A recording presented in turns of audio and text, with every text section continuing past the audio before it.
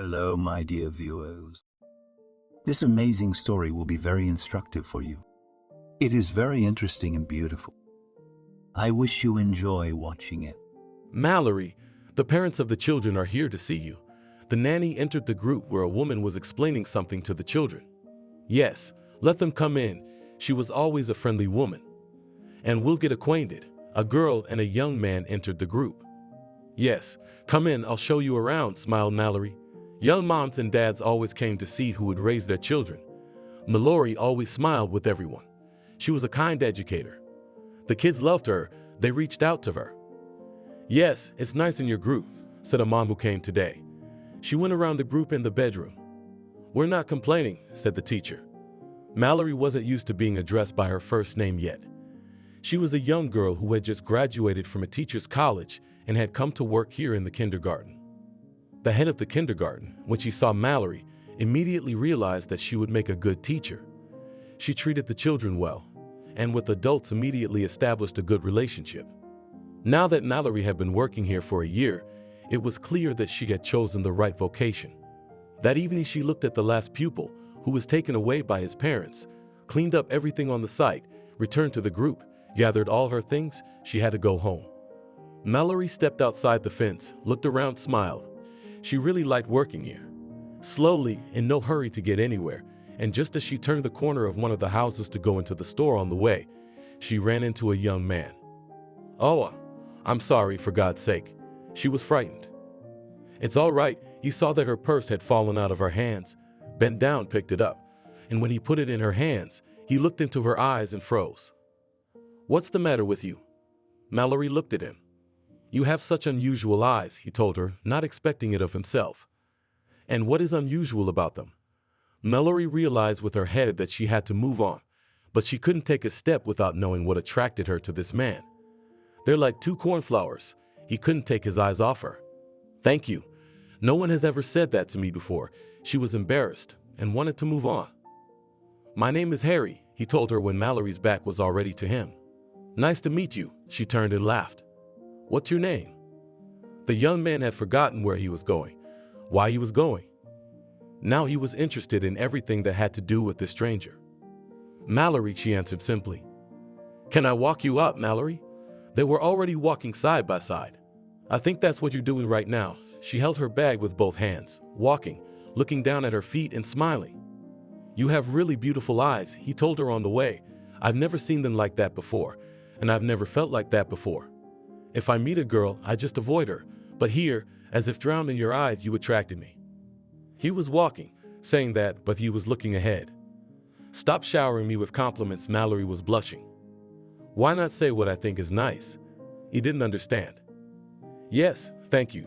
She saw her house up ahead and thought she had passed all the stores she wanted to go to, which meant there would be nothing to cook for dinner tonight.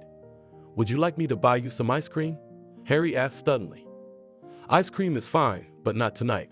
I'm really tired from work, so I just want to come home and rest," she told him. They were already near the entrance. "Where does such a beautiful girl work?" Harry asked. "At the daycare center. That's where I'm coming from right now," she admitted to him. "Wow, it must be interesting when you're so young and you have so many little kids." He opened the door of her driveway in front of her. "Goodbye, see you soon." She stepped inside. "Does that mean we'll meet again?" He hoped for a positive answer. "Of course, if you wish. Come tomorrow night to the place where you and I bumped into each other today, and we will definitely bump into each other again." She walked further into the darkness of the entranceway and heard the door close behind her. She entered the apartment, went straight to the kitchen and put the kettle on the stove. After the tea had already been poured into a mug, she sat down in an armchair, covered herself with a soft plaid, and began to think about Harry. She liked the young man too, and she thought that if he came tomorrow, they would definitely have something to work out. Mallerie had never dated anyone before because most of her time was taken up with studying, practicing, and preparing for it all. In the morning, she would rush back to her favorite babies. She always had some treats in her pocket for them. "Hi." The first thing she saw was Selena, who walked into the group. "Hello," the girl answered her in a childishly unsure manner. Mallerie looked at her white pigtails and tears came to her eyes. It was so sweet, so beautiful, but everyone would know what pain inside Mallerie caused. Simple white braids. Come on in and see what we have here. She took the girl's hand. Other children began to arrive. Mallerie took them all by the hand, led them into the group and sat them on chairs. All day long she read with them, played with them, collected cues, and did many other things. They also took walks on the plot. And then it was evening again when they had to go home. Mallerie had put on a nice dress today on purpose, in case Harry actually came to the corner of the house where they had met yesterday. She did her usual, walk out of the gate, smiled and walked. She saw the young man from a distance. He was standing and holding flowers in his hands. Could it be? She walked closer and couldn't believe her eyes. There were indeed cornflowers in Harry's hands. Do you like them? He asked her as he held the flowers out to Mallerie. You're still asking, of course. Where did you get these? She was very surprised. It doesn't matter anymore. The important thing is that you liked it, he answered her. They walked down the sidewalk again, taking the same path as yesterday. So, will you agree to go to the ice cream parlor with me today? Harry asked her. You know, let's go. If yesterday Mallerie was a little hesitant, today she realized that the young man really liked her. They came in, made themselves comfortable. The young man placed an order. Now they were eating ice cream, looking at each other and smiling. Tell me something about yourself, Harry asked the girl simply. There's not much to tell, she shrugged. I don't believe that a girl as pretty as you have no stories to tell. He looked at her and then lowered his eyes to the ice cream cone. I went to school like everyone else, and after graduation I entered a teacher training college because I loved children and knew from childhood that my fate would be connected with them, Mallerie began to tell. I see, and I work at the factory, he admitted to her. It's a good profession too. Mallerie realized that almost every family lived like that. The factory was the main enterprise in their town, so almost the whole population of the town worked there. Shall we go? He got up from his chair. Yes, she looked at her watch, realizing that tomorrow morning she had to get up early again and a hard day ahead of her. They left the cafe. Harry walked the girl out. They said goodbye at the entrance, agreeing to meet again tomorrow. Mallerie can't explain what feelings were inside her. It was a kind of tenderness, a warmth. And even though they had known each other for only 2 days, but the girl wanted to do something nice for him. She didn't even know what. Now every day when she left work, Harry met her at the gate. On weekends he invited the girl to the movies. During the week, sometimes they could go to a cafe. And so they met in the yard, sitting at a table on the benches, telling different stories. Mallerie, I have a friend from the army. I want you to meet him, Harry told her. Sure, I don't mind meeting your friends. Mallerie didn't mind. Then tomorrow we'll all get together and celebrate our meeting, the boy promised her. The next day Mallerie didn't know what to wear because all the dresses were ordinary, casual, and she was worried that Harry's friends might not appreciate her. But it was all for nothing, because as soon as she stepped out of the driveway, Harry smiled. Why are you so cheerful? She didn't understand. You look really good, he told her and kissed her cheek. Thank you. You should know how I picked out my dress today. She laughed. What's there to choose to prepare? We're all ordinary people, he shrugged. Well, you know, I wanted to make an impression on your friend, Mallerie confessed honestly and blushed. I don't get it, I'm not enough for you. You want to be friends with my friend. Harry was joking, of course, and they both knew it. And then everything spun very quickly. After meeting Harry's friends, Mallerie introduced them to her friend. They started to become friends as a group. For a month, 2, 3, 6 months, all was well between the young people. And then the day came when Harry came to Mallerie with flowers. You look so handsome today, as if you were going to propose to me. She opened the door for him. How did you know that? He didn't understand. Understand what? She asked him a question. That I came to propose. He stood confused in the threshold of her apartment. No, I did not understand anything. I just assumed, since you are so handsome in pants and a shirt with flowers, so, and asked about the proposal, she realized that she was ahead of time and told him what she should not have. Mallerie, I love you very much, and I want to live with you for the rest of my life. Will you be my wife? He handed her the ring. Of course, she hugged him. They stood in the hallway for a while and then walked to the kitchen. Harry said he had told his friends what he was going to do, and they suggested we get together and celebrate. I don't mind, just let's invite Maddie, Mallerie said. Of course it's our celebration. You can call whoever you want. He pulled her close to him. From that moment, the preparations for the wedding began. They didn't have much money, so they decided to have it at home. There weren't too many friends either, so they couldn't fit everyone in. You know what I was thinking about? Mallerie asked Harry a few days before the wedding. What was it? He was looking at her. Where are your parents? She had only recently realized the fact that he still hadn't introduced her to anyone and had never talked about them. Okay, I can ask you a counter question about the same thing, he smiled. I didn't want to tell you about it right away, because not everyone likes orphans. She lowered her eyes, realizing that she still hadn't told him that she had no one. That's why I didn't tell you either, he smiled.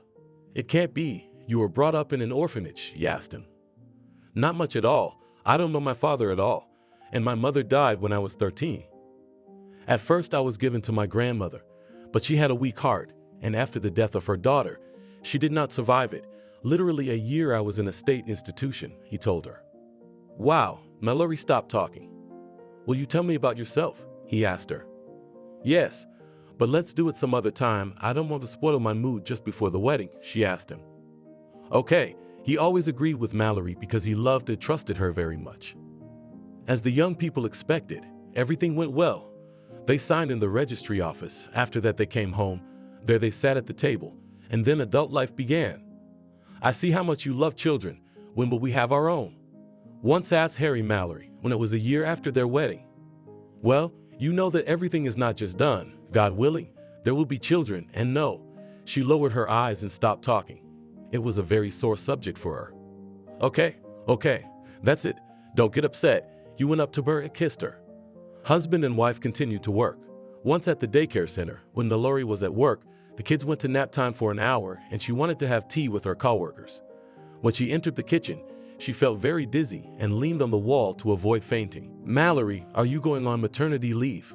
One of her colleagues asked her. I wish I was, but I think not. Mallerie had been feeling a little sick herself lately, but she didn't want to think about it so as not to jinx it. So tonight when she got home, she firmly decided that she needed to make a doctor's appointment.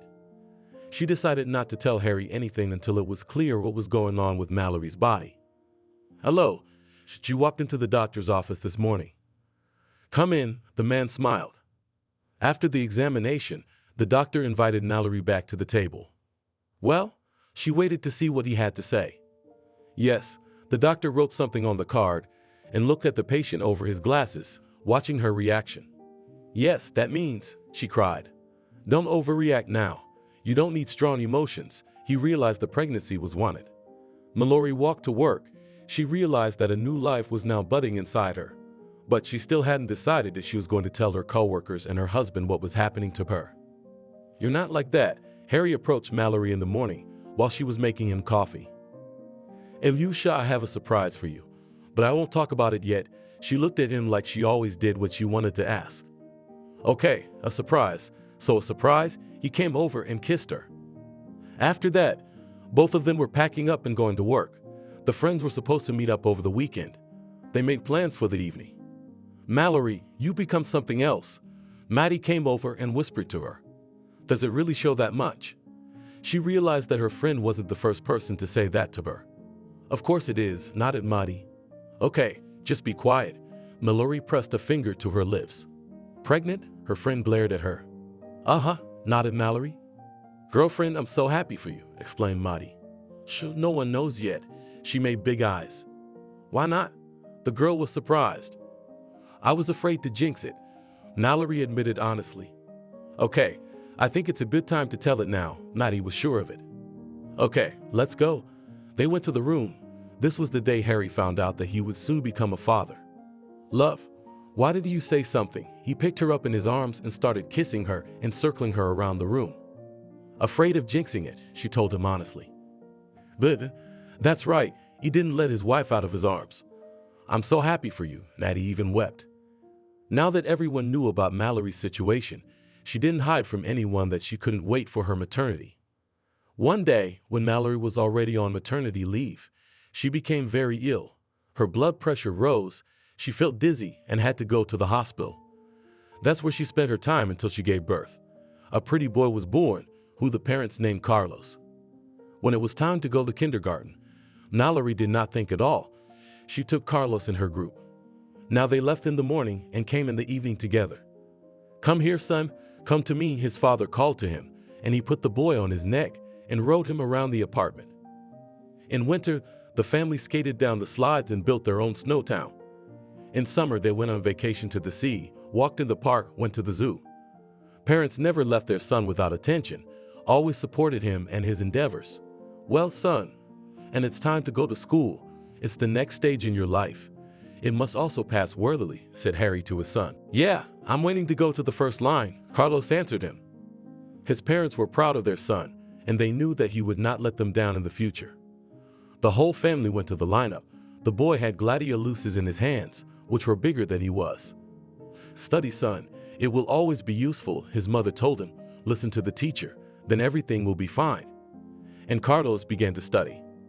Elementary school came very easily to him. His mother helped him at first, but then she realized that Carlos could cope with everything by himself and did not interfere in the learning process. Only when her son asked for advice or something, she helped. Mom, I'm going outside to play in the yard, she said, and he went outside. One day he came back, and there was a black eye. His pocket was torn off. His jacket had no sleeve. Jesus, what happened? Mallerie came out into the hallway. You see, they started talking about their grandparents, and what can I answer them if I have no one? Almost cried, but the boy held on. My little one, come here, she pressed her son against her. I am not crying, I am strong, he said. In the evening, everything was told to the father. The family gathered together in the kitchen. Listen, son, sometimes a person has no one at all. And you have us, I think it is not a little, the man began to say. Dad, I know all this myself, it's just, it hurts that they tease for it, Carlos answered them. When the boy was in the last grades, he always told his mom about his dreams. So, what are your dreams and plans for the future? Harry asked him often. He was curious to know too. I think that I will go to the institute, and when I graduate, I will become a first-class specialist, the boy said with confidence. It's very good that you have such thoughts in your head, praised the man. Tomorrow we are going camping with the guys, Carlos told his parents at the end of spring. Great, what do we need for that? My mom started fussing. No, I'll do it myself. The kid didn't want to bother his mom. He and his dad had always helped her with everything. Great, his dad shook his hand. That time there was an unpleasant incident. Although they were all very friendly, the company was not small, the conversation began. It was already evening, the fire was burning. And here is my grandmother, began one. And my grandfather, when there was the Second World War, another one picked him up, and so on. Each one said something about his relatives. Carlos, why would you say something? A friend looked at him. I have no grandparents, he shook his head. And even if they are not alive, but when they were, his friends pestered him. I don't want to talk about it. My mother didn't even know my parents, and my father only had a mother, and she didn't stand out.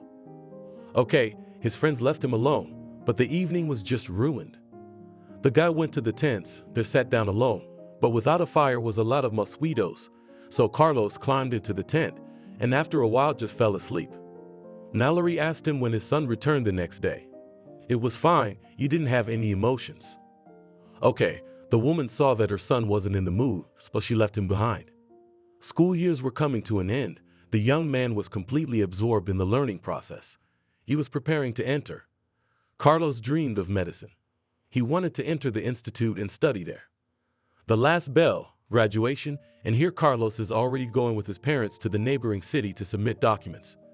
Everything was easy for him, and now there were no difficulties. Congratulations, son. His parents were happy for him. I congratulate myself too. He told them he was happy that all his dreams were coming true. Now he had a few years of study ahead of him, but he was ready for that too. Carlos was determined. He didn't care about all the difficulties that could happen. He believed he could handle anything, and if it didn't work out, his parents would help him. The 1st September, a lot of strangers. Carlos met some people who were supposed to study with him in the group. The young man noticed a girl standing near the very porch. He liked her. He realized that she could be in any class, not necessarily with him. He made plans to meet her. Hello, approached him that same day, a young man with whom they were to live together in a dorm room. Hello, Carlos shook his hand. He had seen him on watch when they were assigned to rooms. Jack, said the future roommate. Carlos, replied the young man. The boys met. They didn't know yet that they would become best friends. Today they checked in, and for tomorrow they were to go to the institute together. "What are the plans?" Jack asked as they were unpacking. "For now, to start studying and then," Carlos shrugged. "I see, like everyone else," laughed Jack. For the first 3 weeks, the young man didn't even go home for the weekend. He studied for his classes, spent long hours in the library. It was difficult, but he had to figure it all out. "Hello, may I sit down?" A girl came up to him. Carlos looked up and couldn't believe who he saw. It was the same stranger he'd wanted to meet in the beginning. "Of course. Isn't there enough room for you?" He looked around the reading room, where there were only 5 people. "I was told that you took a book, which is the only one here, so I'll sit quietly next to you." She looked at him. "Have a seat." He shifted slightly. "Natalie," she looked at him and blushed a little. "Carlos," the man replied. "Okay, nice to meet you." The girl smiled. "Me too." He looked into her eyes. "Natalie, we study in the same institute," he clarified her. She must have laughed in response. "What's so funny?" Carlos asked, not understanding. "No, nothing. I just didn't intend to talk. I wanted to study and go home," the girl told him in response. "I see. I'm sorry. I didn't mean to disturb you," Carlos said quietly. He felt uncomfortable because he was asking stupid questions. They were now sitting on opposite sides of the book. He was writing something for himself. Natalie was studying her topic. "Let's study now. And then can I walk you out?" Carlos asked her. "Sure, I don't mind," she shrugged. And when everything was done, they stood up together, closed the book, and headed for the exit. "I saw you then on the first day we were at the institute. I liked you right away, and for some reason I wanted to meet you," the young man told her. "Wow, and today I approached you, didn't I?" She turned to him. The girl was perky. She was talking about something. That's how they got to the place where she lived. "Bye," she said to him, waved goodbye, and went into the entrance. Carlos remained standing in the street. He stood looking at the entryway doors and couldn't believe that this had really happened to him. He walked home. Inside, he was overwhelmed with happiness. The guy knew that he would get to know this girl better, and maybe they would even start dating. "What's wrong with you?" A friend in the dorm noticed that the guy wasn't his usual self. "Remember that girl I told you about?" The young man sat down on his bed. "Oh, the one you wanted to meet?" Jack remembered what his friend had told him. "Yes, that's the one," Carlos confirmed. "So," Jack wanted to know all the details. "Well, she came up to me in the reading room today," Carlos confessed. "Wow, how did that happen?" Jack was very curious now. "It was as if fate wanted to bring us together," the roommate shrugged. "What are you going to do now?" Jack began to ask his friend. "I don't know, but when we were saying goodbye, she waved to me and said, 'See you later,' which means we'll meet again," he told him. "Well, friend, I congratulate you, of course. Now it all depends on you whether you continue to communicate or not," said the comrade. The next day after school, Carlos stood outside the institute. He waited for Natalie to come out, and when she appeared, he immediately approached her. "What took you so long?" he asked her. "I stayed to discuss with the teacher a question that I didn't understand," she admitted. "And what? Did he explain it?" Carlos was also interested in everything that had to do with learning. She shook her head as if she wanted to get rid of the things that were cluttering her head. "Shall we go to the park?" the young man called her. "Let's go," she agreed with him. They sat down on a bench, and at that moment Carlos decided to find out what was unclear to the girl. "Oh, I don't want to burden myself or you," she grumbled. "Okay, we'll talk about it later," he agreed with her. "Do you know everything?" She was surprised. "Not everything, but I can tell you that I know a lot," he said. "I'll ask for your help next time," she smiled. Today he walked her home again, and they again agreed that they would meet the next day. So, day after day, the young people walked, a strong bond developing between them. Carlos had never said this to Natalie, never asked her to go out, nothing like that. It all happened on its own. They dated, he saw her off, and by New Year's Eve he invited her to visit his parents. "Did you tell them anything?" She started asking him questions. "Yes, I did, and they want to meet you," he told her honestly. At that moment, Natalie realized that she had something to do with this young man.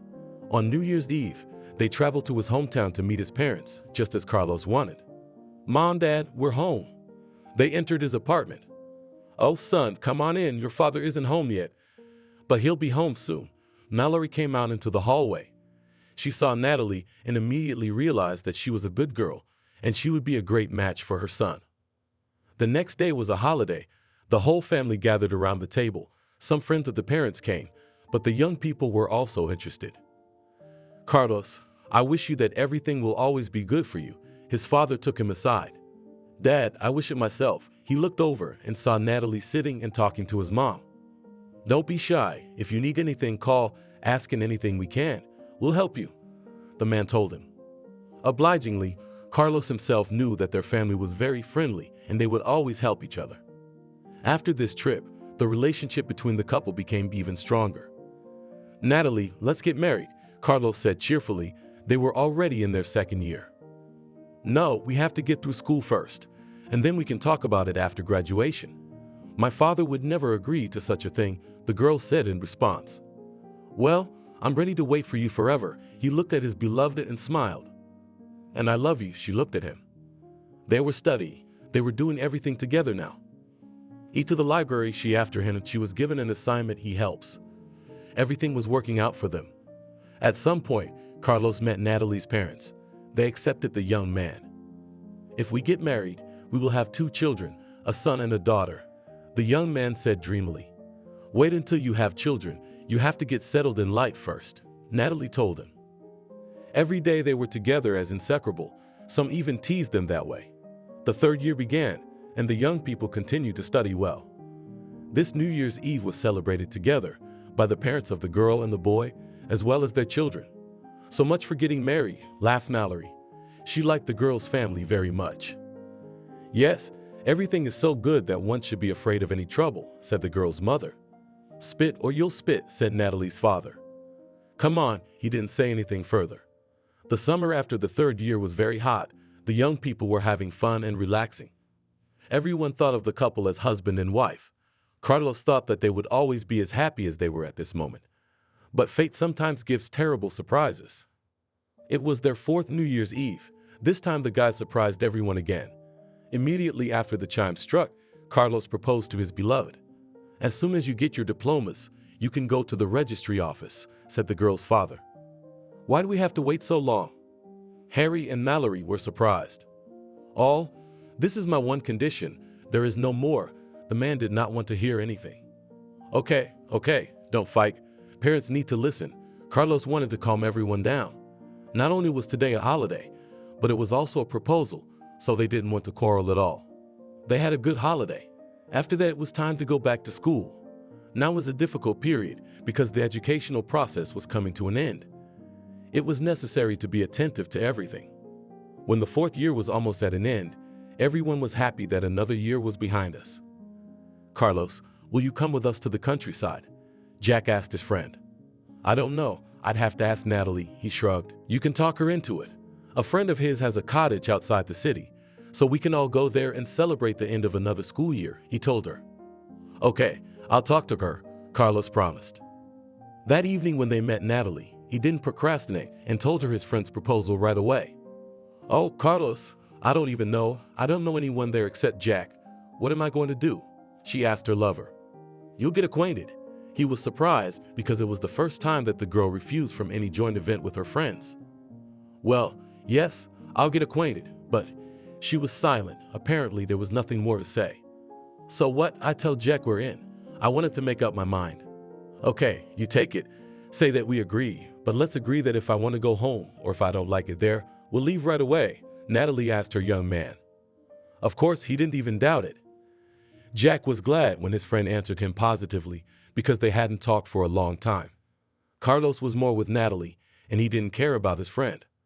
"We'll have a friend drive us there," he told Jack. "Sure, no problem," his friend agreed. "I don't know what to wear." Carlos came to Natalie on the day they were supposed to go to the country house outside the city. "Why can't you make up your mind? Put on a casual dress and let's go," he told her. "I thought maybe a tracksuit, because nature, mosquitoes," she told him. "Please, tracksuit dress.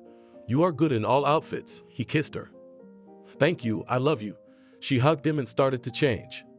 She did wear a tracksuit. It was both comfortable and not so scary.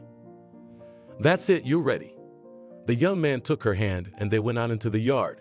The friend who had promised a ride had indeed arrived at the time they had agreed. Now they were all driving out of town together. When they were already there, They entered the gate.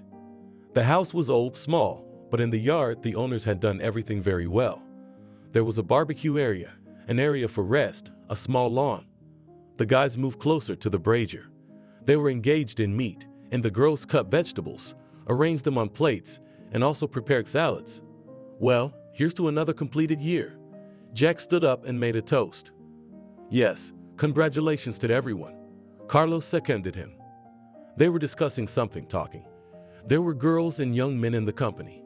But Natalie didn't get to know anyone. She sat there sad. Why are you like this? Carlos came up to her. I don't know, I'm bored, she answered. Look, everyone's having fun. I don't know why you're bored, the young man told her. Carlos, let's go home, she asked him. Where are you going? You haven't even eaten meat yet. Jack came up to them.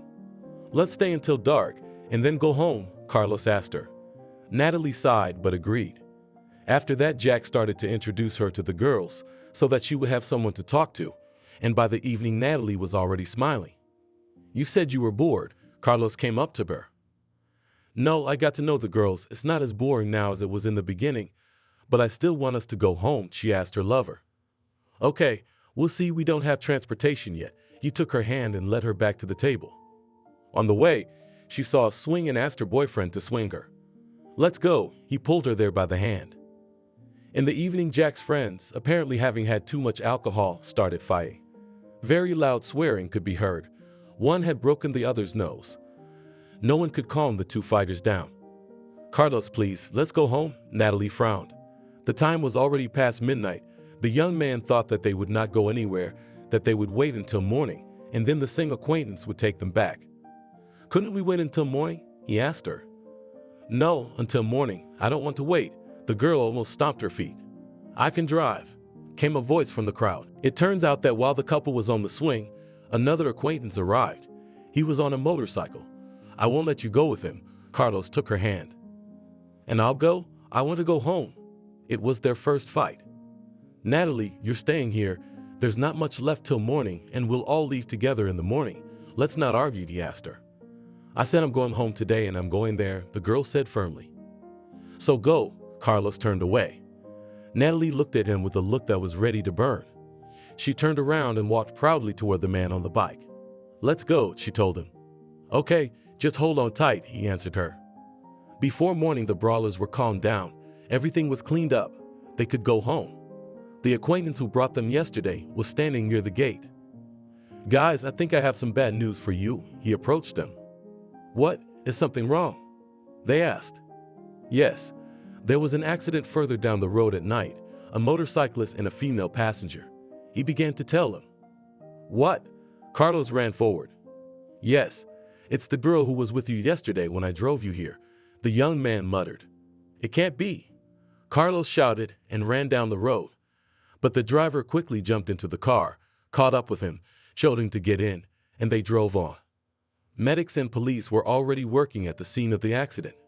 Motorcycle parts were lying around, nothing and no one else was there. Where's everybody? Carlos shouted. Where are the passengers? Who are you? One of the uniformed men asked. One I don't know at all, and the other is my fiancée, he said. Unfortunately, I have bad news for you. Both of them crashed to death.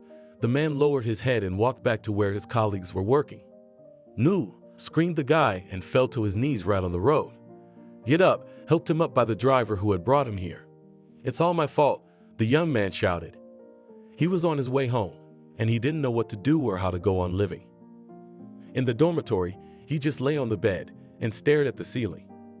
Carlos, get up. They're burying Natalie tomorrow, Jack told him. He too was shocked by everything that was going on. Yeah, he was like a shadow. They drove to where the girl's farewell was to be held. Carlos walked over. He looked at his fiancée and couldn't recognize her. It was from the inscriptions and from the words of Natalie's parents, but it was not her in the coffin. No, it wasn't her, the young man said. He was crying. Carlos, there was nothing to collect, so they did what they could, the girl's father told him. Understandably, when it was all over, Carlos packed his things. He didn't want to stay here any longer. Come on, there's not much left, Jack told him. Don't talk. He didn't want to listen to anyone. Okay, it's your life, it's up to you. His friend agreed with him. The boy returned home. His parents were shocked that their son had decided to drop out of school.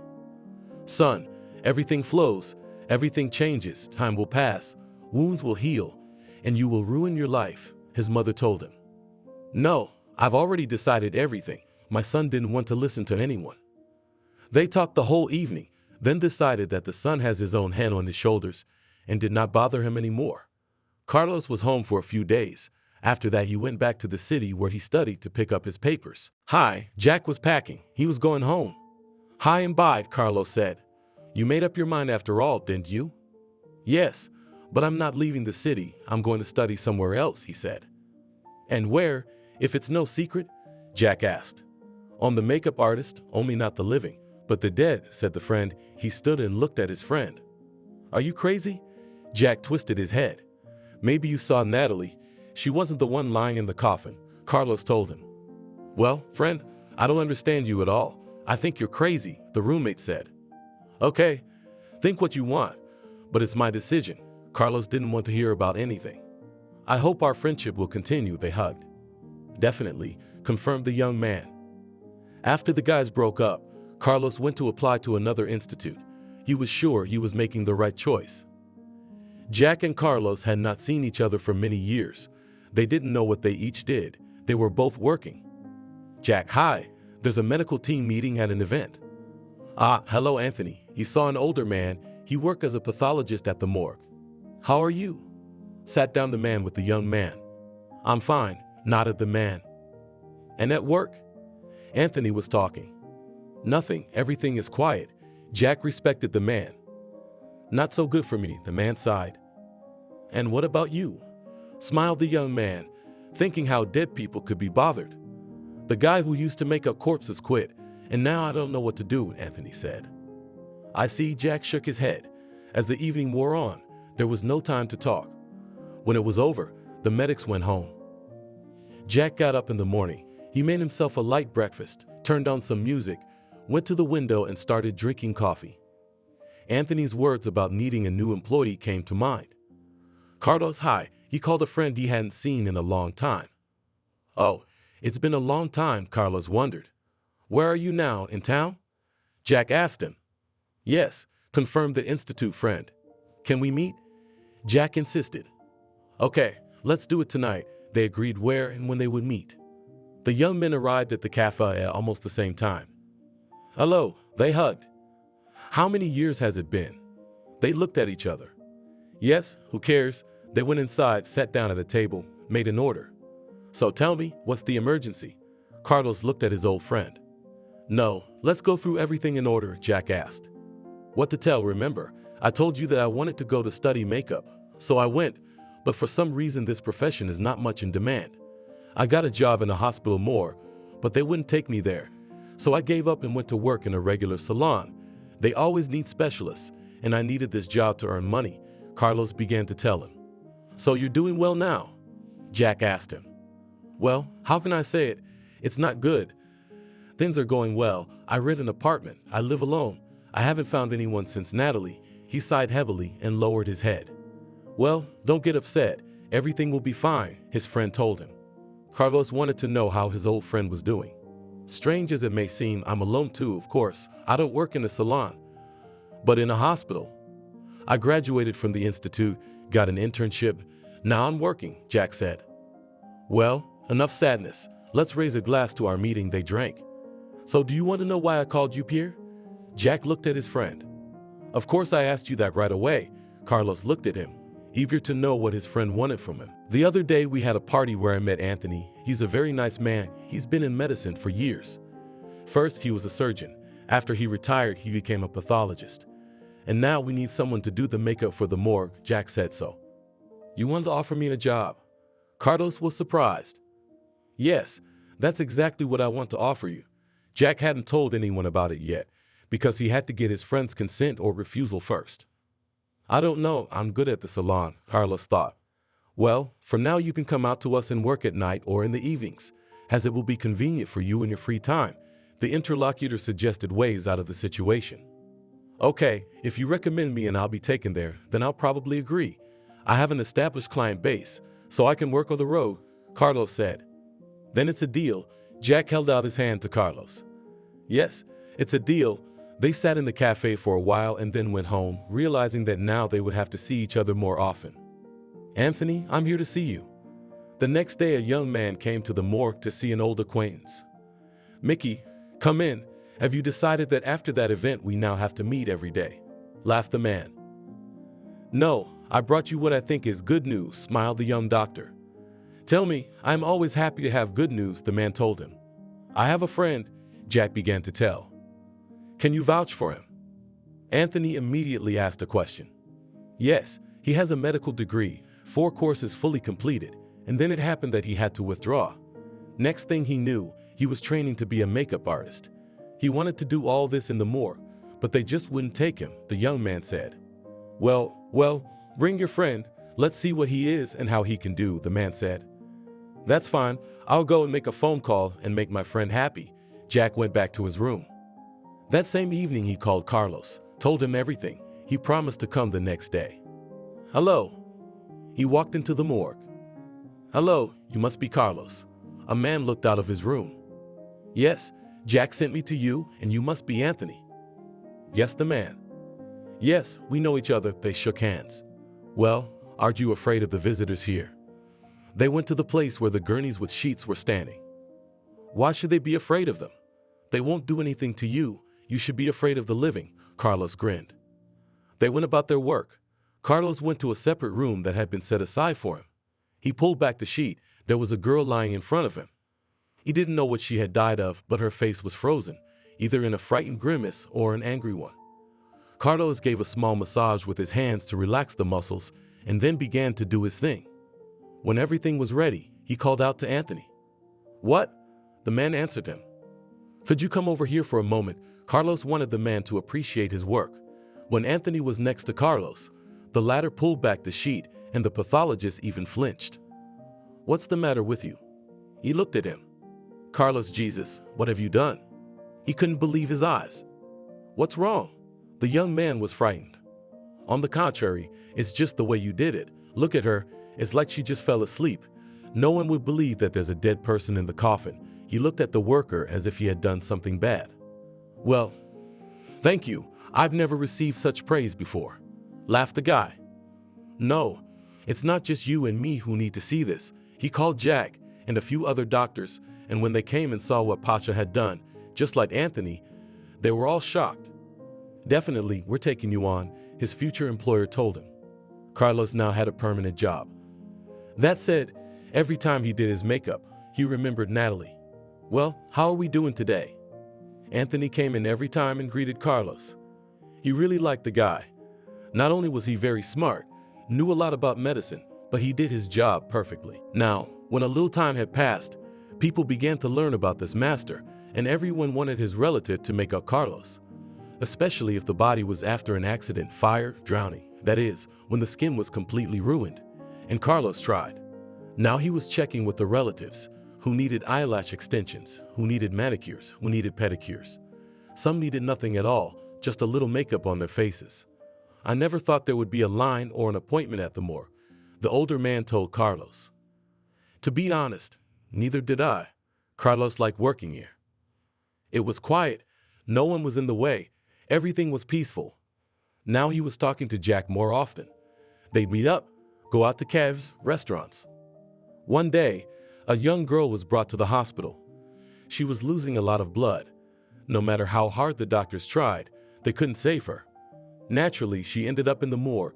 There everyone did their own thing, and when the girl got on the table to Carlos, he was very surprised, because she was so young and beautiful, you can't die at that age. Carlos set to work. At that moment, Anthony walked in to him. Hello, Carlos greeted him. We've already said hello today, he laughed. Well, why don't I say hello again for the day? Shrugged the young man. Do you want to prepare her for burial? The man asked him. Well, yes, nodded Carlos. I don't think we should do that. She has no one, no relatives, no acquaintances. No matter how many times we call and look, there is no one, said the old doctor. Look at her, what a delicate face she has, what delicate features, Carlos said of her as if she were alive. Well, if you just want to do it for yourself, then do it, but know that if she is buried as a derelict, It will be just that, in a closed coffin. No one will even see her, the man said and walked out of there. Now Carlos was looking at this girl, and he was picturing his Natalie. She was just as beautiful, and if he had worked at that morgue back then where they were making up the girl, he would have made her just as beautiful for sure. First, he decided to gather his hair so it wouldn't get in the way when applying makeup. As Carlos was doing this, he tucked the hair back a little near her ear and pulled it back. The ear was black, but it wasn't an injury or anything, it was a mole. Yeah, it looked scary on one hand, but on the other hand it was unusual. He got it done, and when he was done, he called Anthony again. Look, Carlos was so proud of his work. The girl actually, as if she had just covered her eyes, lay down to take a break. Jesus, Carlos, you're scaring me if they're lying here. Blue, some kind of frostbite, some kind of black. I know they're dead. I'm not afraid of them. But when I look at them after your work, I get scared. What if we bury her now and she's alive? Of course, he laughed. But at the same time, it was no laughing matter. Tell me, when will she be buried? Carlos asked the question. I don't even know. You have to ask others, Anthony shrugged. Okay, I want to take the body and bury it myself, he shared with the man. After being told where to go, he went there, told him, wrote a statement. He had to pay another small fine, but the young man didn't want to give up his decision. Tired, he went home. Today he had 2 more orders, so he planned everything for a few days. When the customers arrived, of course they didn't know what the young man did besides this job, that he made people beautiful. They thanked him because if he could make the dead beautiful, why couldn't it be done to the living? It worked out even better. His phone rang. It was Mom. Hi, son. You haven't called or written lately. Your father and I missed you, she told him. Mommy, I've already got a new job. I just didn't want to tell you, of course. I'll definitely come. We'll meet you. Everything will be fine, he promised her. No, my dear, stop feeding us with promises. My father and I have already packed and planned a trip to you, she told him. And when did you plan it? Carlos wondered. Tomorrow, his mother answered. Tomorrow? He didn't understand. Why aren't you waiting for us, or don't you want to see us? Mallerie somehow doubted that her son wanted them to come. No, of course not. What are you saying? Come, I'll be waiting for you, he said and looked around the room, which was a bachelor's room. After the clients left him, Carlos started a general cleaning. Everything had to be washed, dusted, clothes had to be collected, clothes had to be washed. He was ready for his parents to arrive. The boy called his mother back to ask what time they would arrive. He could go to the train station to meet them, but the woman said they would get there on their own. So he went to work with peace of mind and knew that in the evening he would come home and there they would be, his beloved mom and dad. Today there weren't many who needed a farewell makeup, but still the guy was a little exhausted, driving home tired. He walked up to the driveway, looked up at the windows. There were lights on. His mother and father had the keys a long time ago. When they first came to see him, he had left them behind. Now Carlos walked into his apartment and was overwhelmed by the smells. It smelled like pies and something delicious. It was a divine smell that Carlos hadn't smelled in months. Hey, he walked into the room where his parents were sitting. Carlos, his mom ran up to him and gave him a hug. Me, he smiled. How are you doing? She asked. I'm doing great. How are you? He told her. No, you do not change the subject. My father and I are fine. We work. We still have money. The apartment is fine. What could have changed with us? But how are you? Mom was curious about what's going on in her son's life. I have a new job. He looked at her. Oh, I know your jobs. Where are you working again? She looked and waited for an answer. When for the first time the guy told his mother that he would work in a beauty salon, she was very surprised because she rarely heard that men work, doing hair, manicures, pedicures, and makeup for women. The father didn't talk to his son at all at first. He thought his son had changed his orientation after the stress and loss of his fiancée. But now, as soon as they get used to him working somewhere, the son is changing his profession. If I tell you now, don't be alarmed, Carlos said. Listen, after you told me that you work in a beauty salon, I'm not afraid of anything, his father replied. Now I work in a morgue, the young man said. What, you're back in medicine? They didn't understand. Well, you could say that, Carlos avoided answering. So come on, tell me more about it, said Mallerie and sat down opposite her son. Or maybe we'll go to the kitchen, and while we drink tea, eat, and everything else, I'll tell you what happened in my life. Carlos was already exhausted from hunger, from the odors that lingered in the apartment. Of course, let's go, his mom smiled. They went to the kitchen, sat down at the table. The woman began to put in plates for her son and husband. She had tried very hard today, so she knew that everything would be delicious. Carlos rolled his eyes as he ate. Eat, eat, eat, come on and tell me about it, because you make a secret out of your stories about your work. The woman sat and admired what her son had become. So, I was working as a makeup artist, and then Jack called me, and he told them how he got the job, and how his labor is appreciated now. Son, aren't you scared? His mom asked him. Why should I be afraid? Of course not, he told her. Oh, I don't know, to work with dead people. It's very scary for me. The woman took her head. Do you want me to show you pictures of those whom I have already painted? The son asked his mother. Well, if you have something to show and it's really worthwhile, then sure, go ahead, she told him. The young man showed some pictures on his phone. The mother and father were also amazed that indeed, these dead people didn't look like dead people at all. They praised him. The dinner went on. And you know what? I only went into this profession because of Natalie, because when she was brought in, she didn't look like herself at all. And then, just recently, they brought in a girl. Her name is Betty, and she's so young, so beautiful, and she left at that age. I don't know why, but I gave her a farewell makeover, even though I didn't have to. I was told she was a derelict. She'd be buried like that. Mom, Dad, don't think I'm crazy. I decided to take on this mission and bury the girl. He looked at his parents. Why did you suddenly decide to do that? His father looked at him. Yes, of course, we realize that this is a good deed and that maybe you will put some plus in your karma. But do you know how much funerals cost now? Asked his mother. Mom, she reminded me so much of Natalie, not in looks, but in her youth and beauty and everything else, that I couldn't stop, Carlos continued to say. He was now turned away at the window, staring at one point, tears in his eyes. I see. No, we are not judging you. Do as you see fit. My mother knew from childhood that it was better not to argue with Carlos. If he had something in his head, it could not affect his decision. Carlos rolled his eyes as he ate. Eat, eat, eat, come on, and tell me about it, because you make a secret out of your stories about your work. The woman sat and admired what her son had become. So, I was working as a makeup artist, and then Jack called me, and he told them how he got the job, and how his labor is appreciated now. Son, aren't you scared? His mom asked him. Why should I be afraid? Of course not, he told her. Oh, I don't know, to work with dead people is very scary for me. The woman took her head. Do you want me to show you pictures of those whom I have already painted? The son asked his mother.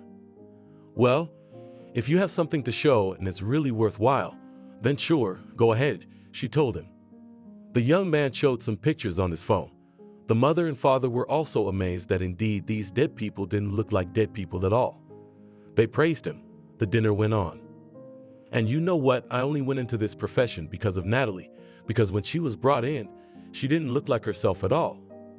And then, just recently, they brought in a girl. Her name is Betty, and she's so young, so beautiful, and she left at that age. I don't know why, but I gave her a farewell makeover, even though I didn't have to. I was told she was a derelict. She'd be buried like that. Mom, Dad, don't think I'm crazy. I decided to take on this mission and bury the girl. He looked at his parents. Why did you suddenly decide to do that? His father looked at him. Yes, of course, we realize that this is a good deed and that maybe you will put some plus in your karma. But do you know how much funerals cost now? Asked his mother. Mom, she reminded me so much of Natalie, not in looks, but in her youth and beauty and everything else, that I couldn't stop, Carlos continued to say. He was now turned away at the window, staring at one point, tears in his eyes. I see. No, we are not judging you. Do as you see fit. My mother knew from childhood that it was better not to argue with Carlos. If he had something in his head, it could not affect his decision. Will you be here these days? He asked them. Of course, we didn't come here for one day, Mom said. Well, then you will help me, he said. Of course we will, son. Don't even think about it, his mother promised him. After that, she got up from the chair and began to pour tea. Ah, yes. You know why else I remember this girl? Looked the boy at the woman. And why? Mallerie stood looking at her son and couldn't believe they were talking about dead people. She had a peculiar mole on her ear, as if her ear was black, whether it was frozen or burned or something. But it was really a mole. He remembered and ran his finger across the table, showing what it was. What? His mother looked at him. What did I say? Carlos didn't understand. Tell me again, what kind of mole was it? She asked him. Well, I told you. It's like a burnt ear on the edge. Even when I first took my hair out, I was scared. And then I realized that it was actually a mole, he explained to his mother again. Can we go to the morgue right now to look at it? Mallerie was very worried. She was going over the mug in her hands. Then she started putting sugar in her tea, stirring it. Just got up from her chair, started pacing back and forth. Mallerie, what's the matter with you? Her husband came up to her. Anthony, I'll tell you everything later, please. Let's go there now, the woman begged her men. But it's too late now, Carlos told her. Let's go tomorrow morning. I will go to work and you will come with me. Okay, I agree to go tomorrow, but I don't know if I'll live to see it or not, the woman said quietly. Mom, explain what happened. No one could understand anything, only Mallerie. She was running from corner to corner. She was scrubbing the dishes or wiping the dust or stirring something in the pot, though nothing was boiling, just standing on the stove. My dears, believe me, I will tell you everything, everything, but only after I see this girl, she said. Son, let's go to the balcony. Let's talk, called the young man's father. They went to the balcony, stood looking at each other. Dad, what's wrong with Mom? Carlos asked then. Who knows? I've never seen her like that, and she never told me anything about it, Harry said, and it was true. Okay, let's wait until morning. If she says she'll tell me later, maybe she will, Carlos shrugged. They went back to the room and now everyone was getting ready for bed. Carlos heard some rustling in the hallway. He looked out. His mother was getting dressed. Where are you going? He asked her. Can I go outside for some fresh air? She said to the women, opened the door, and went outside. Do you want me to come with you? Her son asked her. No, don't. I'll sit on a bench near the entrance. I'll feel better, and I'll come back up. Today with a woman who was always calm, reasonable, kind. Something happened that no one could understand. She went outside as she said she would, sat on a bench for a few minutes, then went back home. Carlos heard the couch creak. His mother was tossing and turning and had been up all night. In the morning, he saw dark circles under her eyes, a tired face. Mom, didn't you sleep? He asked her. How can you sleep here? Let's hurry up. Get ready. Let's go to your work. She hurried her son. They arrived at the place where the young man worked. At first, Anthony didn't want to let them all in together, but when Carlos explained to him what the problem was, he, like everyone else, didn't understand anything, shrugged his shoulders and let only Mallerie in. He let her in himself. To the young girl Carlos was making beautiful. They went in, he pulled back the sheet, and the woman just cried. Did you know her? Anthony asked his co-worker's mother. I don't know, but I think I did, she mumbled. At that moment, Carlos entered the building. He was standing behind his mother, and he heard those words. Mom, how could you know her? You lived in different cities. She's young, he told her, and he didn't understand anything at all. So we'll come home now, and I'll tell you everything. Everything. My mother came up to him and hugged him. She was crying more and more. So, will you help me with the funeral? He asked his parents when they were outside. Yes, absolutely. Even if it's a complete stranger, we'll still bury this girl, said Mallerie. Okay, that's at home? Harry looked at his wife. Yes, Carlos, are you coming with us? The mother hoped he was going now because she needed to tell them her story. No, I have some work to do. But I'll be there soon, he promised his parents. Okay, we'll wait for you. The mother looked at her son as if something had happened in their family. They drove home. Carlos went back to the morgue. Anthony was already waiting for him. What's going on? He asked. I don't know myself, Carlos shook his head. From your mother's reaction, you think she found her daughter, the pathologist said. She promises to tell us everything when we all get home. If it's not too bad, I'll be sure to tell you everything, the young colleague promised him. That's fine, don't be late. There seems to be no one today. Go home, stay with your parents. Remember that you have a funeral tomorrow, he winked at him.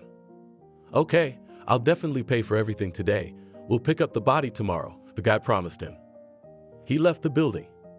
At first he wanted to call Jack and tell him what was going on, but then he thought, why introduce intrigue now, if he could tell everything from beginning to end later? He arrived home. His mother and father were sitting in the room. On the coffee table was a porcelain teapot with boiling water, with cups around it. It was obvious that his mother was preparing for a serious conversation. Carlos took off his jacket, hummed up in the hallway, and sat down with the others at the table. My dears, I never told this story because I didn't want to remember. Not only didn't want to remember, but I didn't want to bring up all the past I had. Mallerie began to say. Mom, can we get to the point? Carlos looked at her. No, I want to get to the point, she said. Okay, we're listening, agreed the family. I was born into an ordinary family. I had a daddy and a mommy. I don't know, but I think they love me. I mean, how can you not love your child? 3 years later, my little sister was born. Mallerie began to tell me. Wow, Carlos, even I don't know this story. A long time ago, your mother promised me that she would tell me about her parents, about life in the orphanage. But that would be sometime later. I don't even believe that I was able to wait so many years to find out, my father said, not with regret, but with surprise. Well, so what happened next? Hurried her son, because he could not tolerate until his mother continued the conversation. I don't know what my father did, because when we were very young he did something. He was put in jail, and then only my mother received a letter that my father had been stabbed there. Then his mother's heart failed, she died, and it turned out that we were left with just the three of us, me, my mother, and my sister. Mallerie took a handkerchief out of her pocket and dabbed her eyes. Well, let's not get wet here, her husband told her. You have no idea how hard this story is for me. I've never even remembered it to keep from crying. And now I have to tell it, the wife answered him. So what happened then? Harry nodded his head. And then I went to school, and when we were in the 2nd grade, our class teacher was offered to take us to a neighboring town for a field trip, said Mallerie, and the tears just rolled from her eyes like water from a faucet. They couldn't be stopped. Mommy, maybe you don't want to tell this story. Maybe you need some valerian? Carlos asked her and sat closer to her. Yes, valerianka you can, but the story to tell me you need to tell. They waited until the young man went to the kitchen, diluted everything in a glass, brought it back, gave it to his mother, and only then she continued. Speak. The eyes of her family looked at her. I don't know how it happened, but my mother persuaded the teacher to take Maria, my younger sister, with her as well. I remember that the teacher was crying. She didn't want to go with us because she was afraid that so many small children were with her. To calm her down, they gave her 2 parents to help her. So we went. Everything was interesting. When we arrived, they could hardly catch us. We were scattering in different directions, not behaving very well. It is understandable, small children, what they wanted from us. Sobbed Mallerie again, so that neither the man nor the son did not want to listen to this story. They felt sorry for the woman, saw how bad she felt. Mom, let's continue tomorrow, because we see that you are very bad. Carlos was afraid for her. No, I want to tell everything now, the woman insisted. Okay, we're listening to you, the men agreed again. And so, when we were on the tour, everything was fine. I sat on the bus and braided my little sister's hair. Her hair was white. I braided her pigtails on both sides and red bows underneath, Mallerie said fondly. Good, her husband and son listened attentively. We got off the bus. We were either at the market or at the train station. I don't remember now. Everyone scattered in different directions. The educators and parents tried to catch us, but they couldn't. And then when we got on the bus, I saw that Maria was nowhere to be found. She was sobbing again. And what did you do then? Startled Harry. He knew roughly what the story was about to be about next. I ran up to our teacher and told her that my little sister wasn't with us. But at that moment, 2 other boys ran away. Their parents were looking for them, and the teacher also threw all her energies to find her 2 students. I realized that Maria didn't care right now. When I got off the bus, I saw gypsies walking around. Immediately, I thought the scariest thing. The same children in childhood are scared that gypsies will steal you. So I thought she'd been stolen by gypsies. I went to the teacher again, but no one would listen to me. When the boys were found, we came and found 2 men in uniform. It was the police. They told me to leave them a statement. Mallerie started to speak very quickly because she was very worried. Wow, a story, muttered the son. Mom looked at Carlos. Yes, I was little then, and I didn't understand much, but I saw that the teacher was writing some statements and the parents were signing them. All the other kids were waiting on the bus. I cried. I called for Maria. I hoped she would come back, but she never came. When we got home, I cried all the way home. The woman stopped talking and began to sob, apparently remembering the day it all happened. Mom, don't, Carlos hugged her. I understand everything. I have long since come to terms with it. But still, when I see girls with white pigtails, I cannot forgive myself for what happened then, continued sobbing. Okay, Carlos, leave her alone. What happened next? My husband got closer. He wanted to hear the rest of it. And then we got to the school. All the other parents were there, including my mom. When I got off the bus alone, she ran up to the teacher and asked where my sister was, to which she only lowered her eyes. Of course, then my mom was told everything, and she ran to the principal to sort things out. They wrote some statements. There were various complaints. In the end, our teacher was fired from the school. But the worst thing was, you know what? She looked up at her son and husband. What was it? They asked, though they had guessed it. Maria still hadn't found it. No matter how hard our law enforcement worked, they did nothing. Mallerie cried at the table, her son and husband comforting the woman as best they could. She got up and walked out into the hallway. Is that all, or is there anything else you want to tell us? Harry looked at her. Then, when Carlos said he wanted to go to the town where my sister was lost, I couldn't get over it for a long time, but I did. And now, she stopped talking and cried hard again. What now? That was the most important moment in the story that men wanted to hear. You said about this girl, about her mole on her ear, she muttered. I don't understand. Carlos shook his head. Now, Mallerie got up from her seat, went into the hallway, brought her bag from there, and pulled out a bundle from the lining. It was an old newspaper. She unfolded it. There was a small picture of a little girl laughing and looking at her sister. Look, that's me and that's Maria. She looked up at Carlos. No way. Even though the picture was black and white, he could see that black ear, which was the same as that girl in the morgue. Do you understand now why I was so hysterical? She looked at her favorite men. But there are coincidences in life. Maybe someone has the same mole, suggested the son. Carlos, my darling, please, began to beg his mother, but he did not understand what she meant. Look, she pointed to the same newspaper where the photos were. There was a small piece of hair. So what? He didn't understand. Let's do an examination. What if? Mallerie was silent again. Well, you do realize it's not your sister, don't you? Harry told her.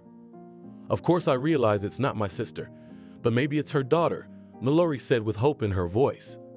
Okay, that's not too hard to do, Carlos replied. He took the newspaper, racked it all back up and put it away. Can we not wait until tomorrow? The woman asked. What do you think? Do you think someone will get up in the night and start doing tests? Carlos smirked. Okay, Mallerie, I think this can wait for a few more hours. You better tell me what happened next. Harry sat on the couch and held his wife's hand. Nothing good happened next. When Maria couldn't be found, my mom's heart gave out. I was put in an orphanage. I was raised there from then on, she said as she sat there, her hands folded together, rocking back and forth. Yeah, it was hard on you. Harry felt sorry for her. While she was little, just remembering the incident, and then I started looking for it, kept talking and crying Mallerie. So what? The parents were in the room, and Carlos called Jack. Hi, we have such a family story. He didn't go into details, just said that when it was over, he would tell him. So far, my friend didn't understand anything. Look, can you help with the forensics? Carlos was waiting for his answer.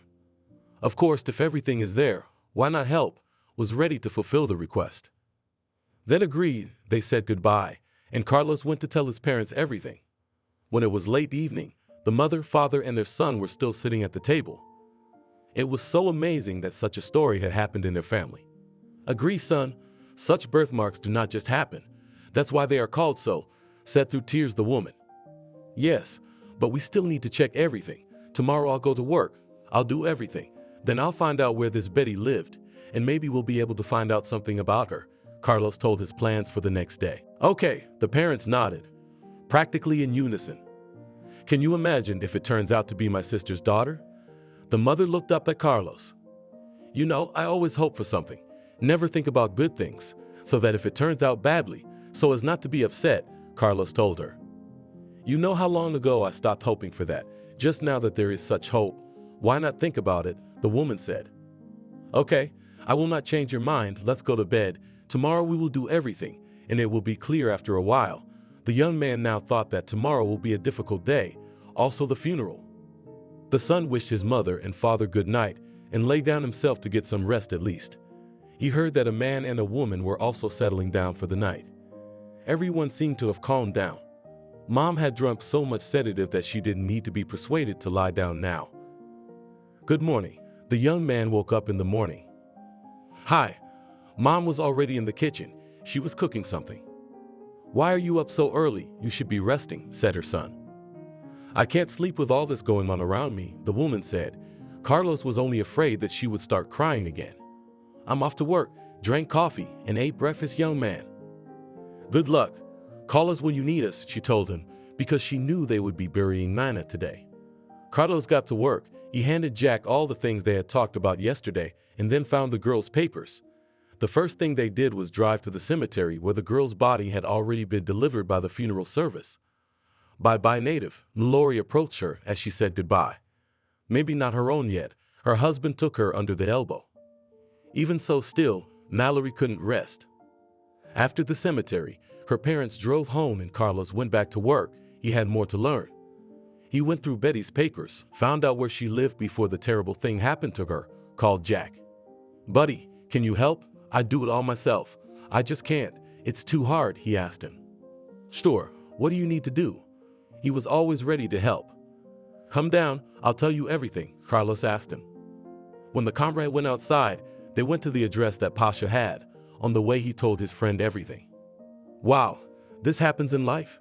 He looked surprised at his friend. And you thought, only in the movies? Laughed the young man. And what your mother was so long silent. Now there is everything, the internet, different programs, surprised the young man. I don't know honestly, Carlos shook his head. He was already thinking about it. They found the house that was indicated in the documents, went up to the floor. Naturally, they didn't call Betty's apartment. They knew no one would open the door, but the neighbors might know something. Who's there? They heard a woman's voice from behind the door. Open up, please. We need to talk to you about the neighbors, Carlos said loudly. Who? An old woman opened the door. About Nina from the neighboring apartment, said the young man. Come in. She let Carlos and Jack in. Aren't you afraid to let two foreheads in the house? Jack asked her. I'm not afraid now, the woman smiled. Well, thanks for opening the door. We'd like to know something about her, Carlos said, at which point his phone rang. He picked up the phone, walked out into the hallway. It was his mom. Hey, what do you want? He answered quickly. Where are you? The woman asked him. We came to the place where Betty used to live. We're talking to the neighbors, Carlos said quickly. He saw that Jack had already started talking to the neighbor. He didn't want to miss anything. Give us the address. We'll be right there, the woman begged. Carlos did not hide anything. He named the street, house, and apartment. He asked KB not to tell anything yet, to wait for the woman. She started making tea and pulling things out of the cupboards. Tell me, who is Betty to you? My grandmother asked, by the way. We don't know yet, Carlos said sadly, and there was a knock at the door. It was Mallerie. Hi. Come in. A young man opened the door. Harry and Mallerie walked into the kitchen. They sat down with everyone else at the table. Katie didn't understand what these people wanted or why they were now sitting in her apartment drinking tea. So what happened to Betty? Carlos finally asked her. Oh, Betty was a lost woman. The woman waved her hand. Can we go in order? Harry asked, because he realized that he was about to hear another incomprehensible story. She came to us about 5 years ago, small, thin, rented an apartment. Then it started. The landlady stopped talking. What started happening? Mallerie couldn't take it anymore. What? She began to leave men. Then one, then another, and her husband, it turned out, was in prison, so he came back. After a few months, it became noticeable that the girl's belly was growing, and her husband disappeared again, Katie said excitedly. So Betty has a baby? Mallerie asked, and jumped up from the table. Yes, she does, nodded affirmatively. Where is he? It was only when she asked that question that she realized the woman had asked a stupid question. So, you had to be in order. So then, even with a belly, Kakali did not stop going to her. One day, I hear a child moaning. I went knock. No one opens. I think, maybe it seemed. But no, at night such a howl rose that it was clear the child is home, and the mother is not, continued the woman. And what happened next? Jack was curious too. Call the police, they came. They began to break down the doors. The child screams like crazy, continued the grandmother. And couldn't wait for the guests to tell a coherent story. And that's it, they opened, and Beatty in the kitchen lies, around all in blood, the child in the room on the floor, crying, sighed the woman. Everything is falling into place now, Carlos said quietly. He was the one who talked about why she lost a lot of blood and couldn't be saved. It was just, time was running out. Do you know where they took them? Mallerie asked quietly. Wait, if she was taken to our department, then the child should have been examined there, Jack spoke up. Then why are we sitting here? Let's go to you. Got up from the table, Mallerie. And why go? You can just call. The young man took out his phone from his pocket. Okay, agreed Mallerie. She was not very old, but now she was so worried that others thought she was about to faint. Do you have any sedatives? Carlos asked Katie. Yes, right away she opened the closet and started to pull out some jars. At that moment Jack called the hospital. He asked who admitted the girl, who examined the baby, and where he might be taken next. It turned out that at first he had been brought to a baby home, and then he was to be distributed further. We're going there. Mallerie wasn't going to back down. Mom, maybe we'll wait for the DNA test, and if it confirms that you were related, then we'll go there. Right now we're just hurting the kid's feelings. By the way, how old is she? He looked at the landlady. Yes, about 3 or 4 years old. No more, she answered. All is clear. The guests gathered, left the apartment. Now they were riding in the car home. Mallerie was crying. Well, why are you raising flame again? Took her husband by the hand. Harry, I have to go to work in 2 days, which means I can't be here. Carlos is going to have to do everything himself, and he doesn't look like he really wants to, the woman said. All right, everyone calm down. Everything is fine. Now we will wait for the DNA test. If it is really confirmed that it is the mother, your relatives, then we go to the same orphanage, the address of which we have, and ask where the girl was distributed, the young man said calmly. Okay, and what next? She asked. Well, and what next? After that we do an analysis of the girl and you, and if again confirmed that you are relatives, then everything is at your discretion. Carlos could not understand why his mother does not understand him. Okay, I agree, but time is going so slowly. A tear rolled down from her eyes. Everything, Dad. Please make Mom happy. Carlos looked at his father. I will certainly try. I will do everything for that. But after so many years such secrets are revealed, I don't even know how she will survive and sleep, answered his father honestly. After they arrived home, everyone was silent.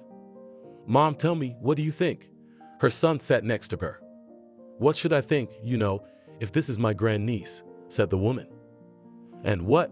Are we going to take her out of the orphanage? Carlos realized he was asking a stupid question, but he couldn't help asking it. What do you think? The mother pressed her lips together.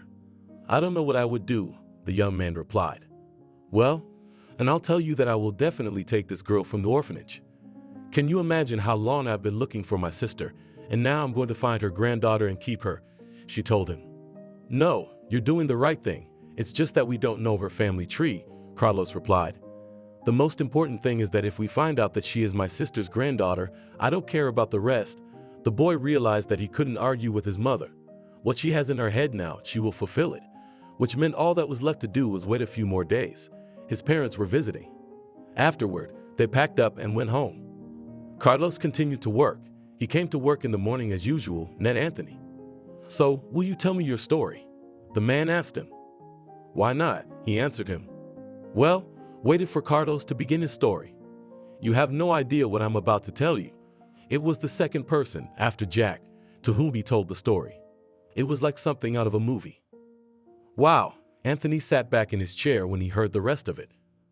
And what do you think? Do you think it's true or not? Carlos asked him. Well, we have to wait for the expertise. The man only shook his head. Well, we'll wait for it, and I'm even sure that it will be in our favor. Yes, your mother screwed up and could have caught this girl alive, Anthony said. After that, the days dragged on and on. Mom called every day. She asked how things were going, how the examination was going, but Carlos couldn't answer any of her questions because he hadn't done it and didn't know how it was going. And then 3 weeks later, he got a call from Jack. Hey, buddy, I hope you're with good news, Carlos answered him. Well, the fact that the examination is ready, I think that's good news for you, but what's inside I haven't looked at. honestly admitted the comrade. Okay, I'll be right there. Carlos hung up the phone and headed toward the office. When he held the envelope in his hands, he didn't know what to do. To call his mother and get her here, or to wait and then see the results, or to look at it himself and then tell his mom. Since Carlos couldn't decide, he dialed his mother's number. "Mom, hi," he told her. "I don't like the sound of your voice," she said. The forensics came back.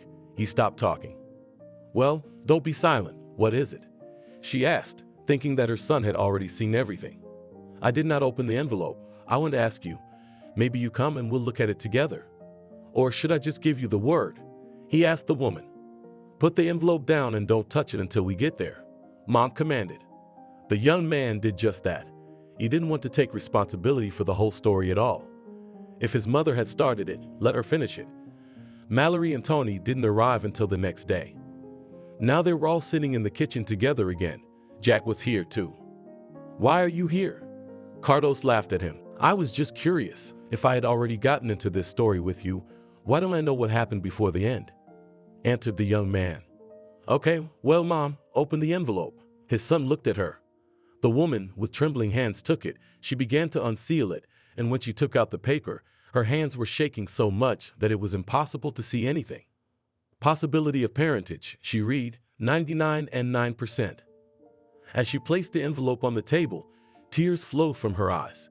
She realized she had found her relatives and lost them all at once, but there was still hope for her granddaughter. Jack and Carlos were in complete shock now, and the same could be said for Harry. They had no idea that this could be, so they got together and drove to the very same orphanage where they had brought the girl after the hospital. "I don't have to tell you where the girl lived," the principal talked to them. "Here, look, it's her mother's DNA and mine," Mallerie said. She always had a way of making people feel comfortable, but today it wasn't working.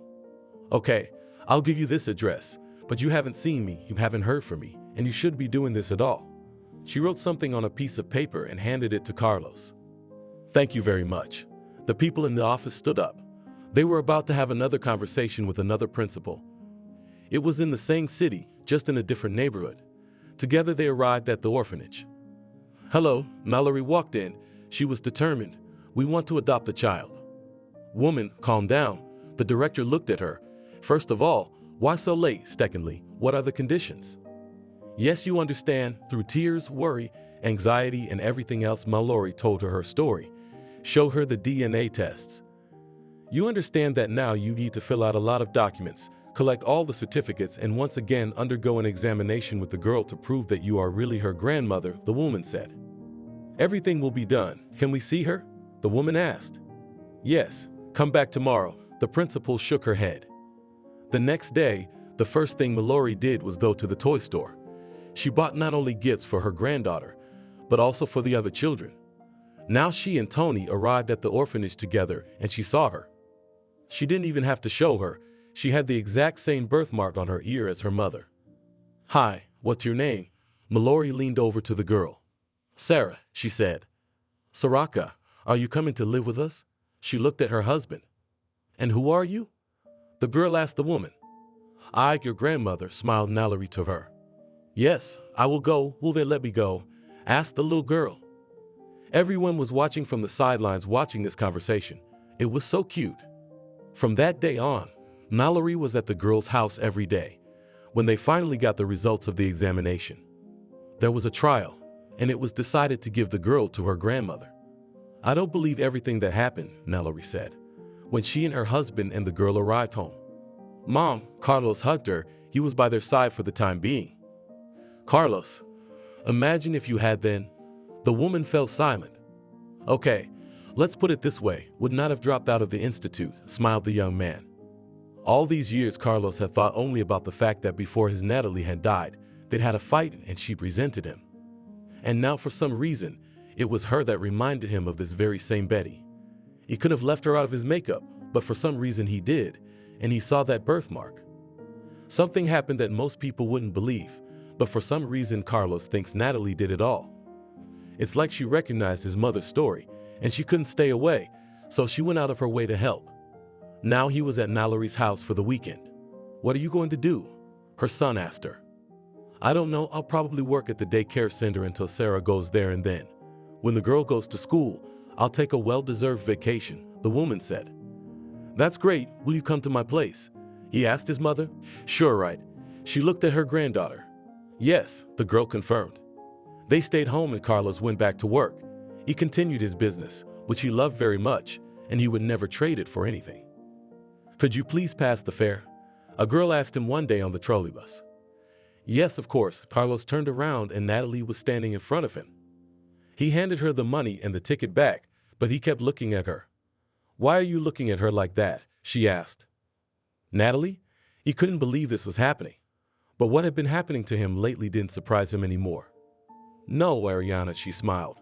Maybe it was also the girl who forgave the guy, sent him a new acquaintance who only, in Carlos' opinion, looked like Natalia. Hi, I'm Carlos. Even though the trolleybus cabin was very crowded, they got acquainted quietly. I've never met on a trolleybus, she smiled.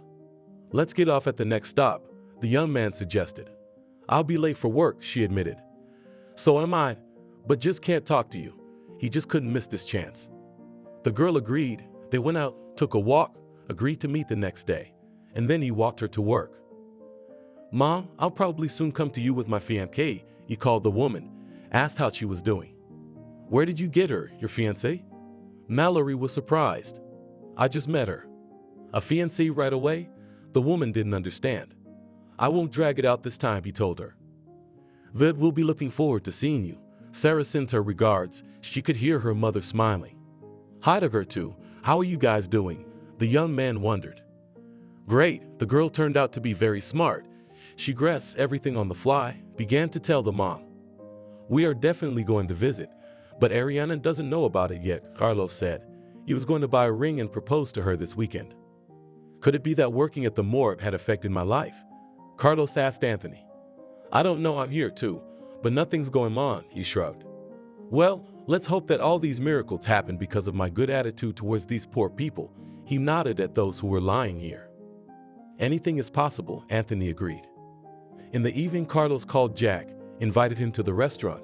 There he told him how Sarah was living, that he had met Ariana, and that he wanted to propose this weekend. Have you lost your mind?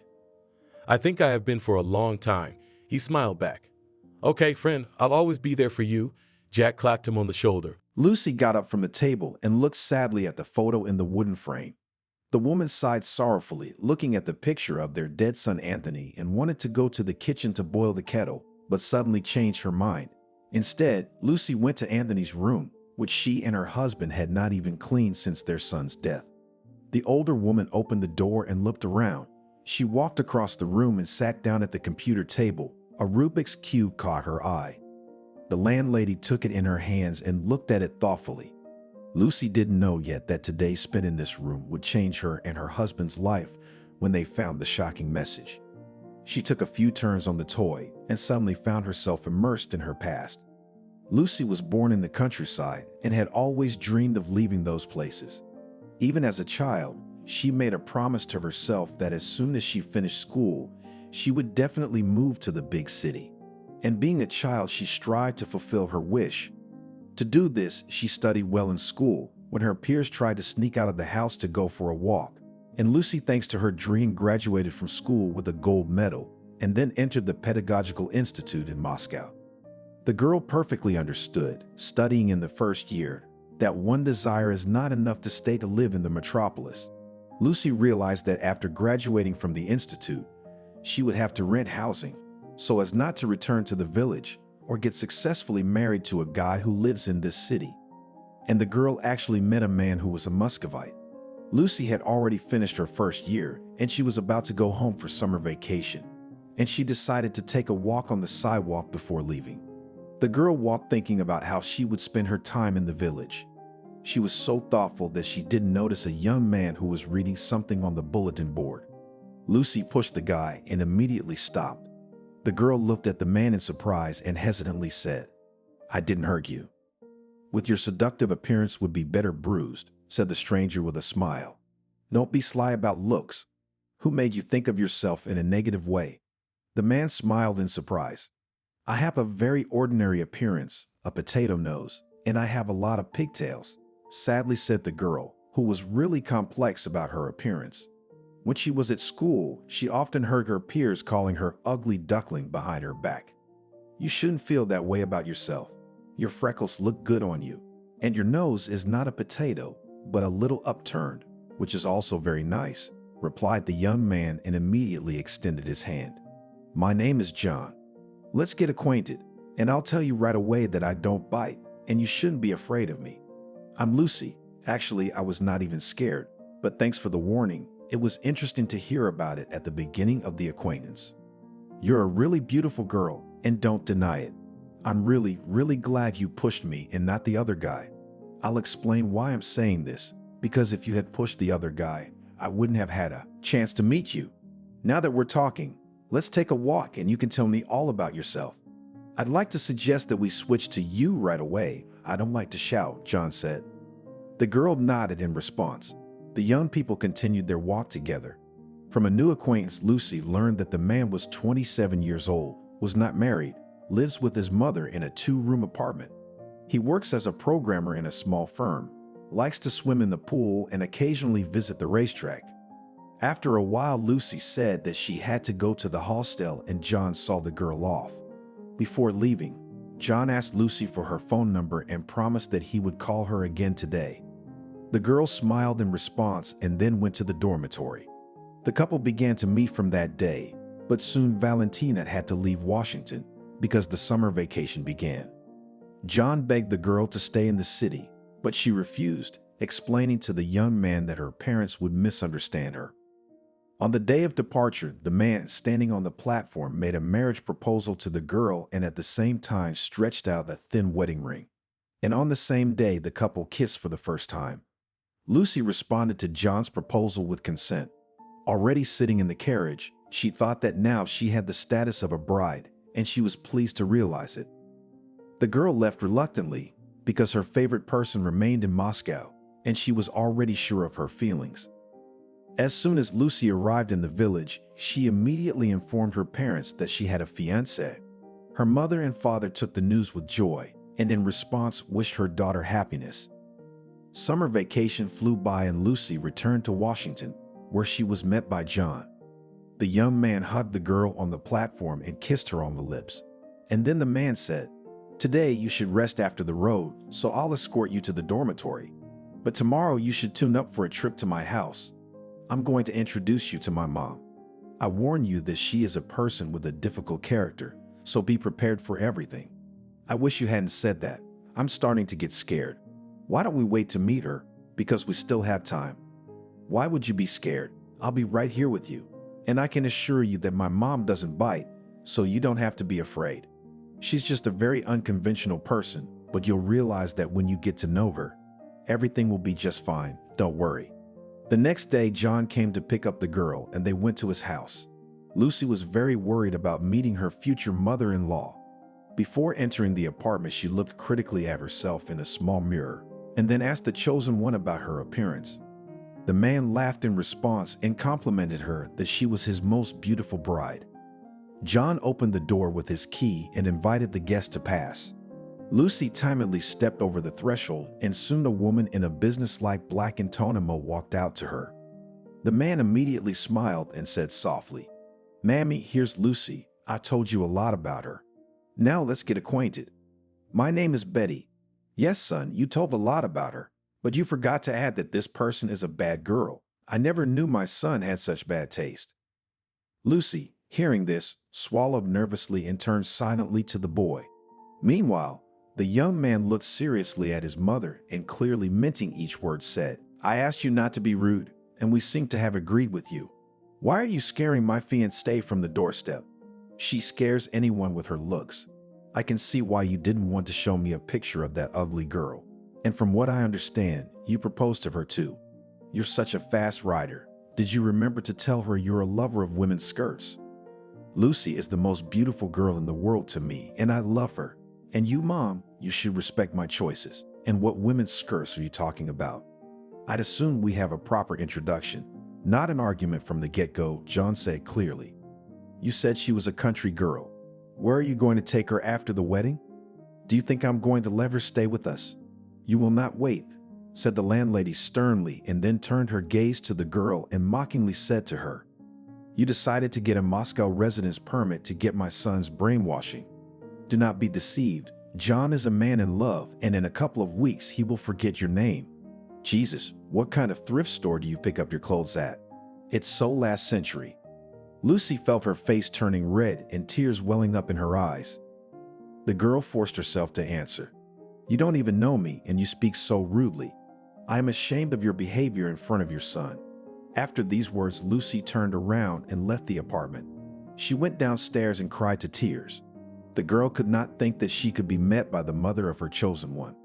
Lucy tried to hold back her tears, but she couldn't, and then she felt the man's arms around her. She pulled her hands away from her face and saw John, who spoke softly to her. "I'm sorry about Mom. I warned you she wasn't an easy person. Mom overreacted today, but wait, she'll change later. Everything will be fine, and you and she will get along great." "Yeah, Betty and I are never gonna get along." You saw and heard exactly what she said. I could imagine all sorts of things, but to be so insulting on first meeting her. Your mother will never bless you to marry me. Then you don't need a blessing. It'll work out. In fact, let's go for a walk, go to a cafe and sit there. You and I have a lot to talk about, like how we're gonna get married. Don't forget that you are my fiancé, and the other day we will go to apply," John said, and began to shower the girl's face with tender kisses. A few days later, the couple filed an application in the registry office. Lucy started a conversation with the groom about his mother, but the chosen one immediately transferred the conversation to another topic. The girl could only guess that the future mother-in-law does not want to deal with her, and this circumstance was very disturbing to her. After the application was filed, several days passed, and Lucy approached the groom about the wedding. She asked where the event would be celebrated. John offered the girl to choose a cafe herself.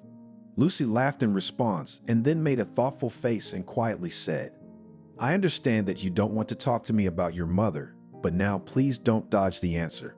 Is Betty still as hostile to me? She doesn't want to see me again. I'll be honest, Mom doesn't want to hear about you at all. She even says she's not coming to the wedding. She divorced my dad because of her temper. Dad's not alive now, though. What are we going to do with you? I don't know what to tell my parents. They're going to want to meet my sister-in-law, and she won't even come to the wedding. What am I supposed to tell my mom and dad? My parents are going to come to the wedding from the village. I'll tell my mother-in-law and father-in-law. Don't worry about that.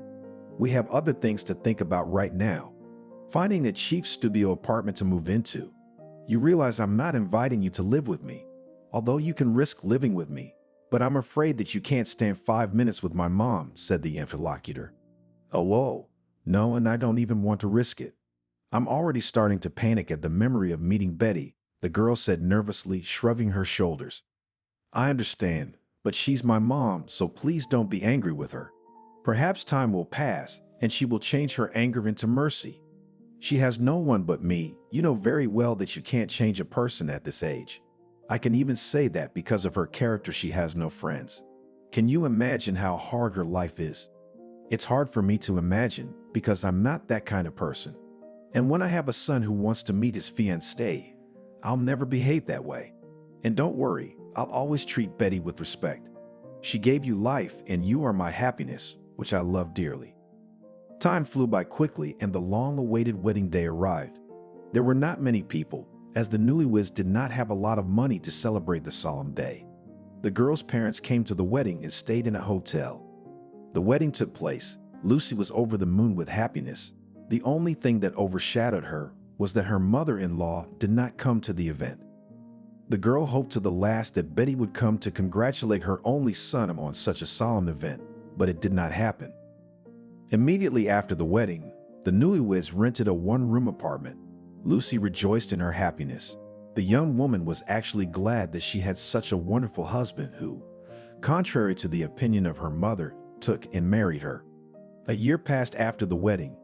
During this time, Lucy had never seen her mother-in-law. John visited his mother, and when the wife started talking about his mother, he replied that the parents are all right. Lucy saw how the chosen one is worried that his mother cannot reconcile with the fact that he married a country girl. The young woman even offered John to go and talk to Betty to them both. However, the lover pronounced, "I don't see the point of it. She even about you does not give me anything to say. What conversation are you talking about? Well, let's not talk about sad things. What are you going to feed me? Meatless soup again. I've told you several times I'm gonna get a job. Like scrubbing floors, you realize we don't have enough money for food. At least my parents send money once in a while. No work. Study your subjects at the institute. About your parents helping you out. Was that a put down on my part? I don't specifically ask my mother for finances. She should realize that it's hard for you and me to live financially. I want my mom to offer her help from the bottom of her heart. So remember, I'm not going to beg. Honey, I'm not suggesting that you go to Betty. I'm just saying I could have gotten you a job. It was easier for us then. At least we had a penny to spare," she said quietly. "We're done talking about work. I'd rather eat and soup without meat or even starve, but I will be calm that I will not steal my beauty from under my nose." Another 6 months passed, and then Lucy felt unwell. From the morning, the young woman was nauseous. She could not understand what was making her sick. The next day, the nausea continued, and it was only here that Lucy thought of a possible pregnancy. She went to the drugstore immediately after a couple at the institute, where she bought a pregnancy test. Once home, the young woman did the necessary procedure, and the test confirmed the pregnancy. Lucy was happy about this event, as she dreamed of a baby, and now she waited for the return of her husband from work to please him. As soon as the spouse came home, the girl hugged her lover and barely audibly reported the pregnancy. John was ecstatic that he would soon become a father. The man, after hearing this, kissed his wife tenderly and said that he wanted to share this news with his mother. Lucy looked at her husband and said, "So call and tell her about it. Maybe the birth of the baby will bring Betty and me closer together, because she will become a grandmother." "You're right. I'll call her right now. Why don't we go to her house and tell her together?" "I don't want to risk it. Why don't you do it yourself? Tomorrow's your day off, so go and see your mom." The next day, Lucy waited impatiently for her husband's arrival from her mother. The young woman was worried how Betty would take the news, and only as John appeared at home, she asked a lot of questions to him. The man embraced the chosen one and said, "The ice is broken. She congratulated me and you too. Even say more, she invited us to visit. That's very nice.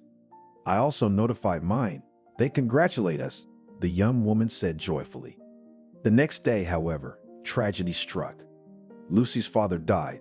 He was hit by a drunk driver. The young woman and her husband immediately left for the village for the funeral. Lucy was very worried about the death of her father, and when the coffin was already lowered into the pit, she felt sick. She woke up in the hospital, where a nurse told her that she had lost consciousness. Lucy anxiously asked about her pregnancy. The woman in a white coat looked sadly at the patient and quietly said, "You lost the baby too. It was not your fault. I know that it is unbearably bad for you now, but you have to hold on. You are still young, and you will soon get pregnant." Lucy covered her face with her hands and cried. She didn't hear the nurse come out, and her husband came in. Her husband sat down on the bed, leaned over, and began to gently kiss her hands. Lucy wanted to scream at this point, but there was a lump in her throat that she couldn't swallow. It was several minutes before the young woman was able to calm down. John, on the other hand, sat next to her and stroked her lover's shoulders. The girl looked at her spouse and quietly asked him, "Do you blame me? What kind of foolishness did you say? No one is not to blame. You had a nervous breakdown. And don't even think about it anymore. A little time will pass and you will get pregnant again. And even more than once, I guarantee you. I love you so much. I love you too, my sunshine. Now let's get some rest." A couple of days later, Lucy was discharged from the hospital, and then she and her husband left for Washington. The young woman was very worried about losing her child. John saw it well and suggested she go to her mother. The man hoped that Betty would support his wife morally in this difficult moment. John received no objection from the chosen one, and so he called his mother. He informed his mother that they wanted to check on her. Betty kindly agreed to host the two of them. At that time, the woman did not yet know that Lucy was no longer pregnant. When John arrived with his spouse at his mom's house, the man took his mother aside and told her under what circumstances his wife had lost the baby. Betty listened to her son and then said in a deliberately loud voice, "Why didn't you tell me this before? You chose a wife who can't even bear a child. I doubted her for a reason." "Mom, why are you talking so loud? I didn't tell you about Lucy's situation on purpose. She needs support at the moment. As a wise woman, you should support her morally. Find the right words, I'm begging you. I changed my attitude to your passport when I found out about the pregnancy, but now I am angry that a simple country girl who cannot bear a child and you are so hunted," said the landlady loudly. "What an obnoxious person you are." John turned around to go to his wife as Lucy herself approached him. The young woman looked at her mother-in-law and spoke softly. "You spoke so loudly on purpose so that I could hear. You have achieved your goal, I heard you. But you know your words don't offend me at all. I could say a lot of things to you, but I will not, because I promised your son that I will respect you, and I do it only because I promised. But believe me, your words will come back to haunt you. And I don't need your respect. I never dreamed of being respected by the country bumpkins. Wait another year and my son won't need you." The landlady was interrupted by John, who said, "Mom, you're out of line. Lucy is my wife and I won't let you hurt her, even though you're my mother. I am very sorry that I invited my wife to visit you. I hope that you have changed, but I was wrong. You are now with your own hands destroying the relationship with your daughter-in-law, who did nothing bad to you personally." After these words, John took his wife by the hand and pulled her to the exit. The man did not even begin to say goodbye to his mother. Lucy, as soon as she found herself on the street, she cried. The young woman couldn't understand why Betty felt that way about her. John stood nearby at that moment and asked his wife to apologize to his mother for all the words she had said. Lucy, trying to hold back her sobs, said, "Why did she treat me like that? Is it because I was born not in Moscow, but in the countryside? Are villagers any different from city dwellers? They're no different. Stop crying. The most important thing is that we're together. Let's go buy a cake and cheer ourselves up with some sweets." Time slowly moved on, and soon Lucy graduated from the institute and got a job at school as a history teacher. During all this time, the young woman did not meet John's mother and tried not to ask her husband about her. And when there was a phone call from Betty, she was very surprised. She answered and heard the pitiful voice of her mother-in-law. "I'm sick and I can't reach John. He's not answering. I need to buy some medicine. Call an ambulance if you don't feel well at all. I can't be there for you for at least 2 hours. And John doesn't always answer because he's busy. Should I come to you?" "Yes, and as soon as possible," said Betty. Lucy wasn't particularly keen to go to John's mother's house, but she had no choice. She tried to call her spouse, but the chosen one did not answer. The young woman sighed doubtfully and began to quickly pack. After a while, Lucy was already at Betty's. The landlady was lying on the sofa and took her time explaining to her daughter-in-law what she needed to prepare for dinner. The young woman listened patiently to John's mother and mentally imagined that she would have to stay here for a long time. As soon as Betty gave all the orders, then the girl ran to the pharmacy to get some medicine. On the way back, she got a call from her husband and asked about her mother's health. Lucy, on the move, told everything and asked him to come as soon as possible. John said that he was on his way to them. The young woman came back and immediately handed the medicine to the landlady and then followed to the kitchen to prepare dinner. Soon came John, who inquired first of all from his mother about his health and only wanted to greet his spouse, as he was stopped by his mother, who said, "I need help. I called the doctor at home today and they suggested I go to the hospital. And you know how I don't like to lie there, so I need you to stay here until I get better. I realize I'm interfering with your plans, but you have to understand me too. And son, you better tell your date that she'll be living here by my rules. Of course, we'll live with you. Hopefully, you two will probably become friends in the meantime. I'll go tell her you invited me to come here for a while." John went to his wife and told her about his mother's offer. The man thought that his wife would be happy about it. However, it did not happen.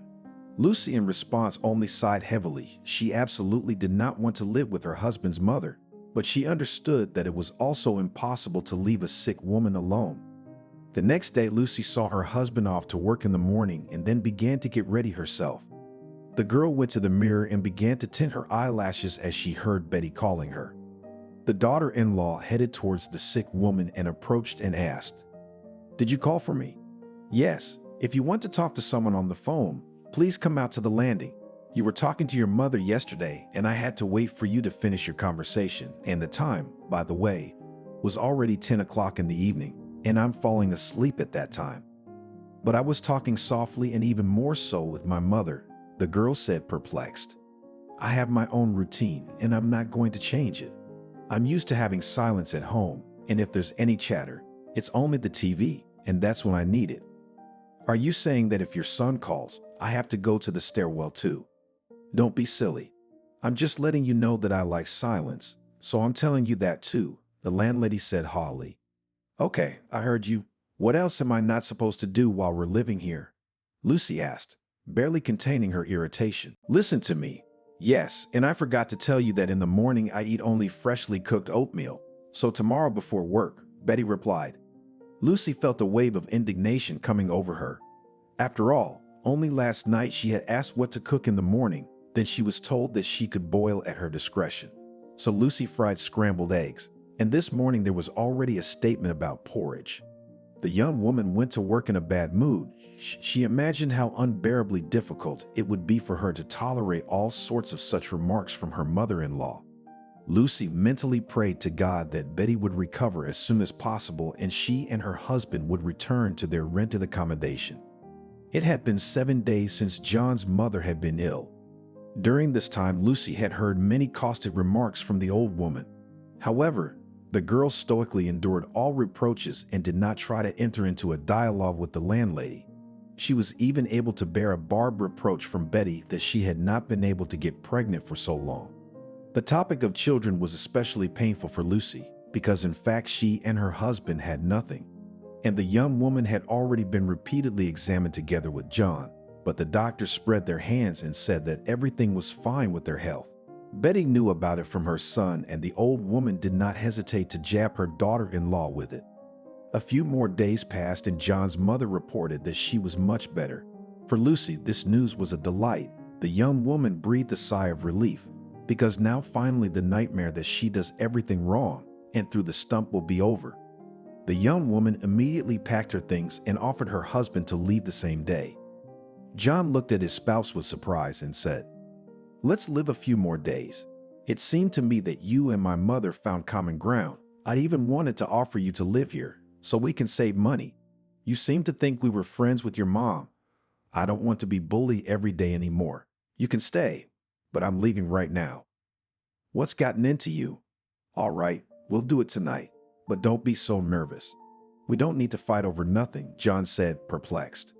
"It may be nothing to you, but it's not to me. I'm exhausted from living here.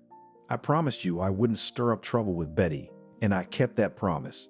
Your mother hasn't heard a swear word from me, but believe me, I'm not an Iron Man and my patience can run out too." "Okay, calm down. Tonight is tonight. Let's do it quietly," the man said dejectedly. The couple returned to their rented apartment and life went on. As the years passed, Lucy was still unable to get pregnant.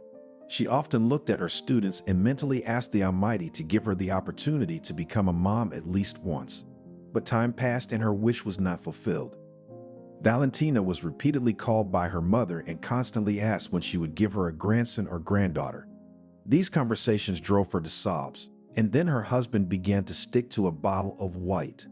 The woman realized that the years were flying by and her spouse was desperate that they had no children and started drinking alcoholic beverages. And once again, when her husband came in a drunken state, Lucy, with tears in her eyes, said, "I can't go on like this. Why are you torturing yourself? Let's get a divorce. Maybe with another woman you will have a full-fledged family. I just can't bear to see you binge on hard liquor. I'd had enough of your mother's lecture that I can't give you in here, and you found solace in a bottle of white water. Why don't I do the same? Let's leave this ridiculous conversation till tomorrow," the man said, twisting his words, and without taking off his jacket, he fell on the sofa. Lucy burst into tears. She realized that it was not necessary to start this conversation at the moment, as her husband was in a deranged state and would not remember anything tomorrow. The woman decided that she would continue this conversation in the morning. The next day was a day off and Lucy brewed coffee and sat down in the kitchen, waiting for the awakening of the chosen one. Soon John got up and joined his wife. The man, as always, apologized for his behavior and poured himself a glass of milk. Lucy immediately suggested to him to get a divorce. The husband emptied the glass in a few gulps and said softly, "What kind of nonsense are you telling me? What divorce? I don't need any other woman besides you. I chose you and I will never give up. Yes, I do not hide that addicted to strong drinks and need to stop with this case. But I also want to tell you that it's time for us to go on a vacation. Why don't we go to the seaside this summer? How about it?" I don't know what to say. Maybe you're right and we need a change of scenery because we're completely exhausted. The sea is the sea. But if you go on strong drinks, then honestly our union will come to an end and we will divorce, as it is impossible to live like this. A month later, the couple went to the sea, where they had a wonderful time. Back Lucy, even in Washington, was not particularly eager to go, but the spouse was running out of vacation. And soon the couple returned to the capital, and just a short time later, Lucy learned about her pregnancy. The woman could not believe that her wish had come true. She held in her hands a test, which clearly showed 2 blue stripes. Lucy was already anticipating that very soon she would become a mom and hold her baby in her arms. As soon as her husband came home from work, Lucy announced her pregnancy in a low voice.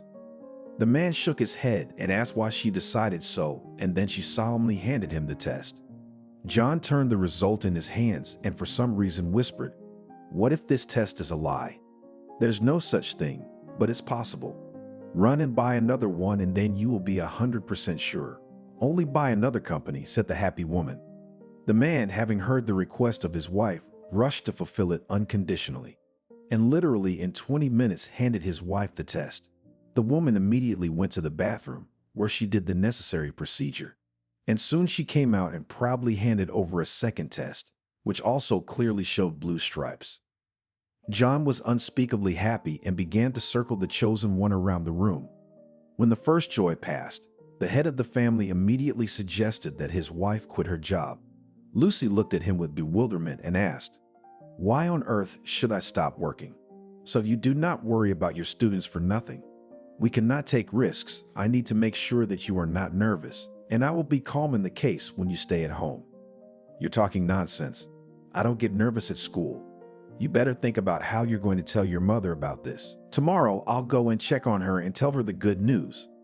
Let our old lady to rejoice, because she constantly harasses me when I divorce and find another woman," half jokingly, half seriously said the husband. "Betty and his repertoire. How many years have we lived, and she has never accepted me as her daughter-in-law," she replied with a laugh. The next day, Lucy knew that her husband would be late after work because he would visit his mother. Therefore, the woman was not particularly worried and did not wait for the imminent return of the chosen one. However, the doorbell rang and Lucy went to open the door. Lucy was surprised to see John with her mother on the doorstep.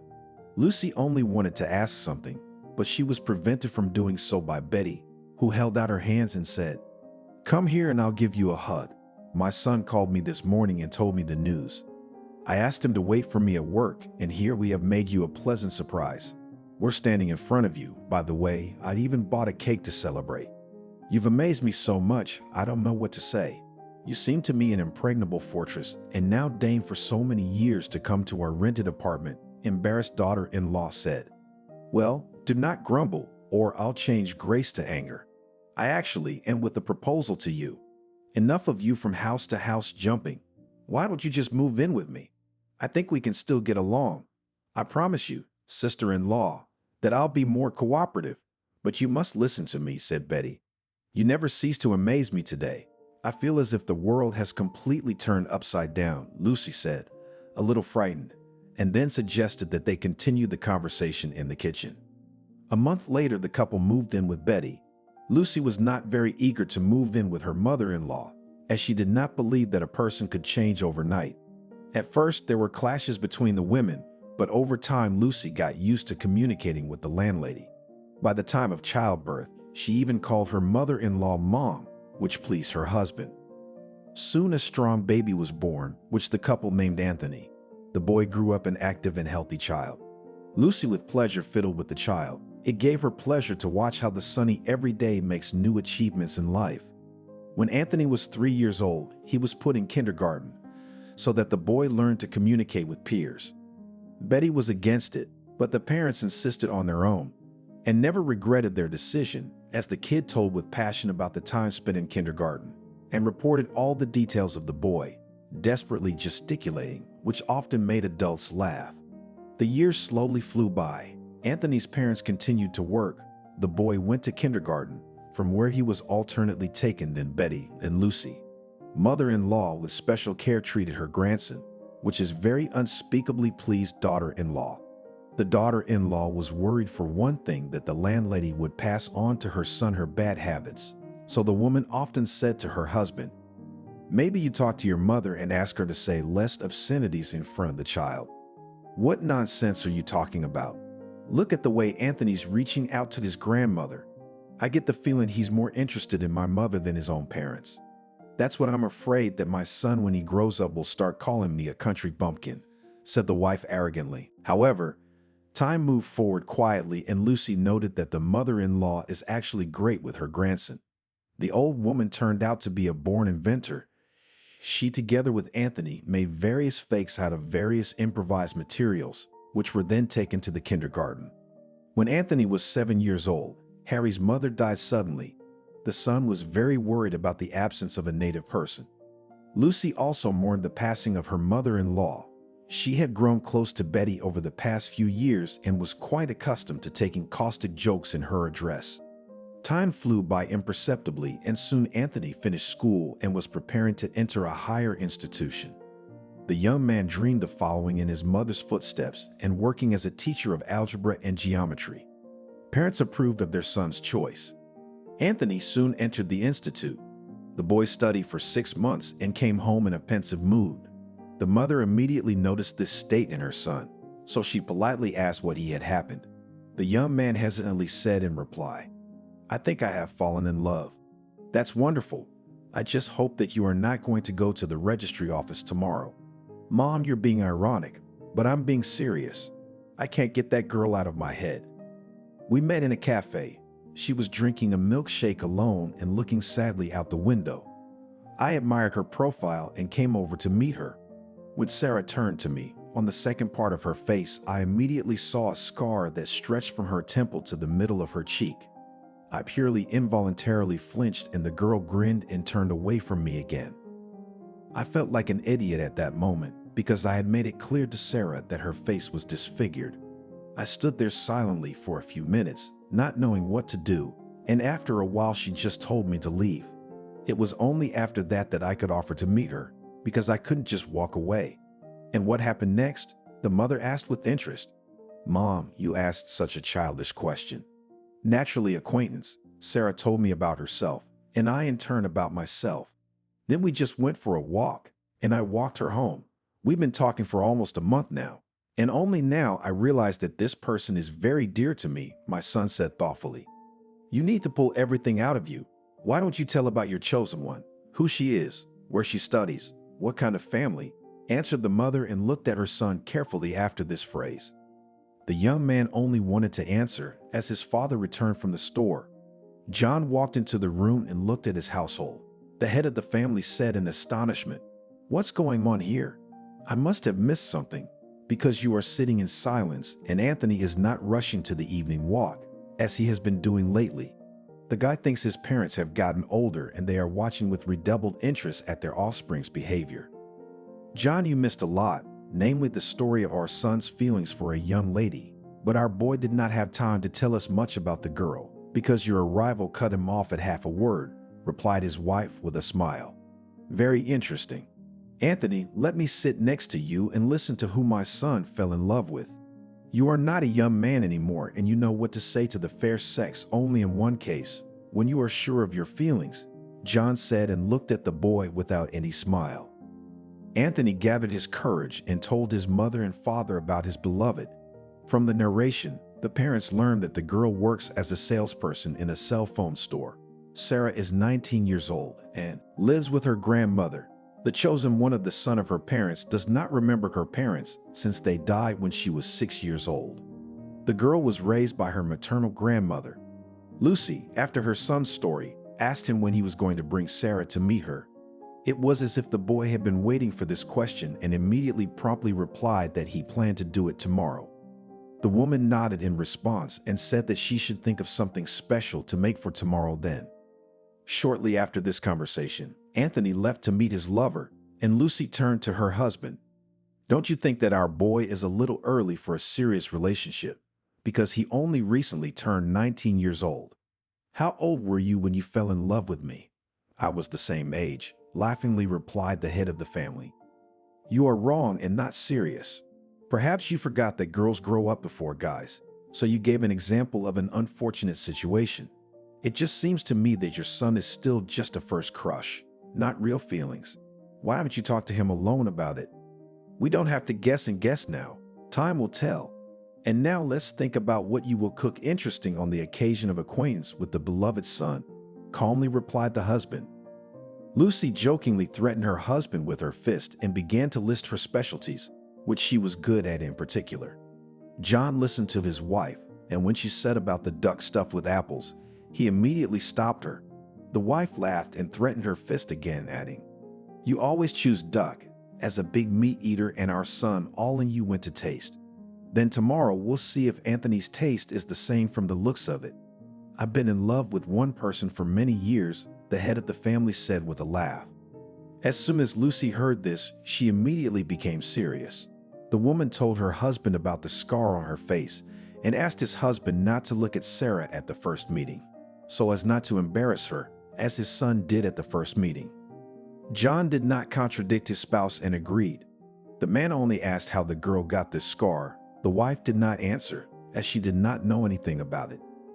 After the conversation with the chosen one, Lucy thought about it. She perfectly remembered her first acquaintance with her late mother-in-law and how much she worried then.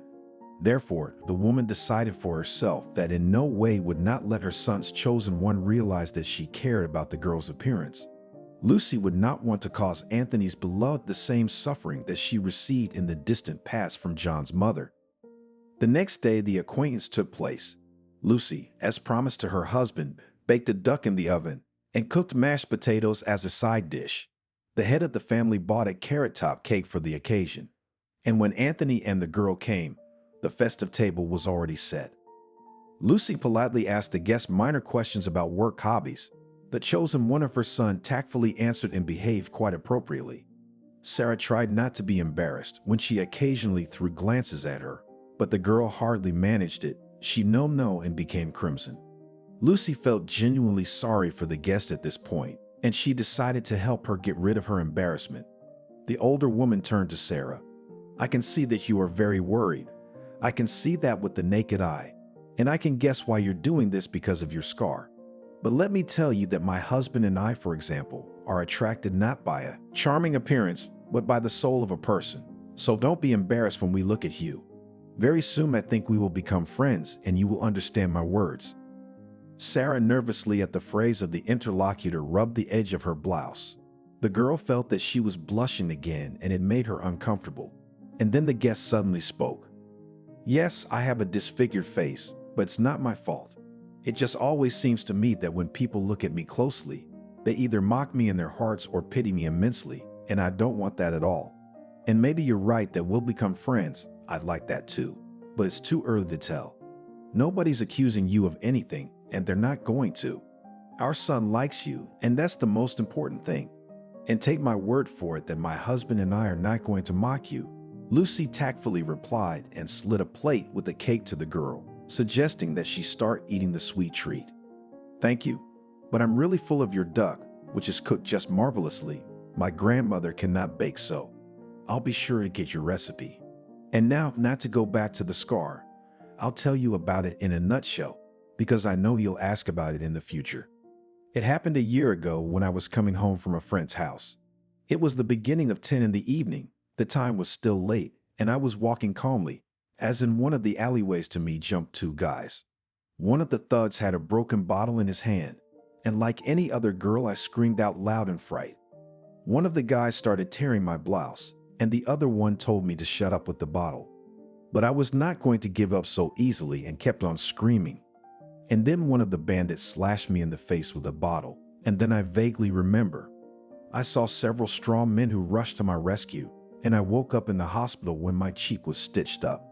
Since then, I'd had this scar in my memory. I'll tell you right away that those scumbags were caught. There was a trial and they received a prison sentence. But I just do not feel better about it. You know, a scar doesn't just disappear. That's my story.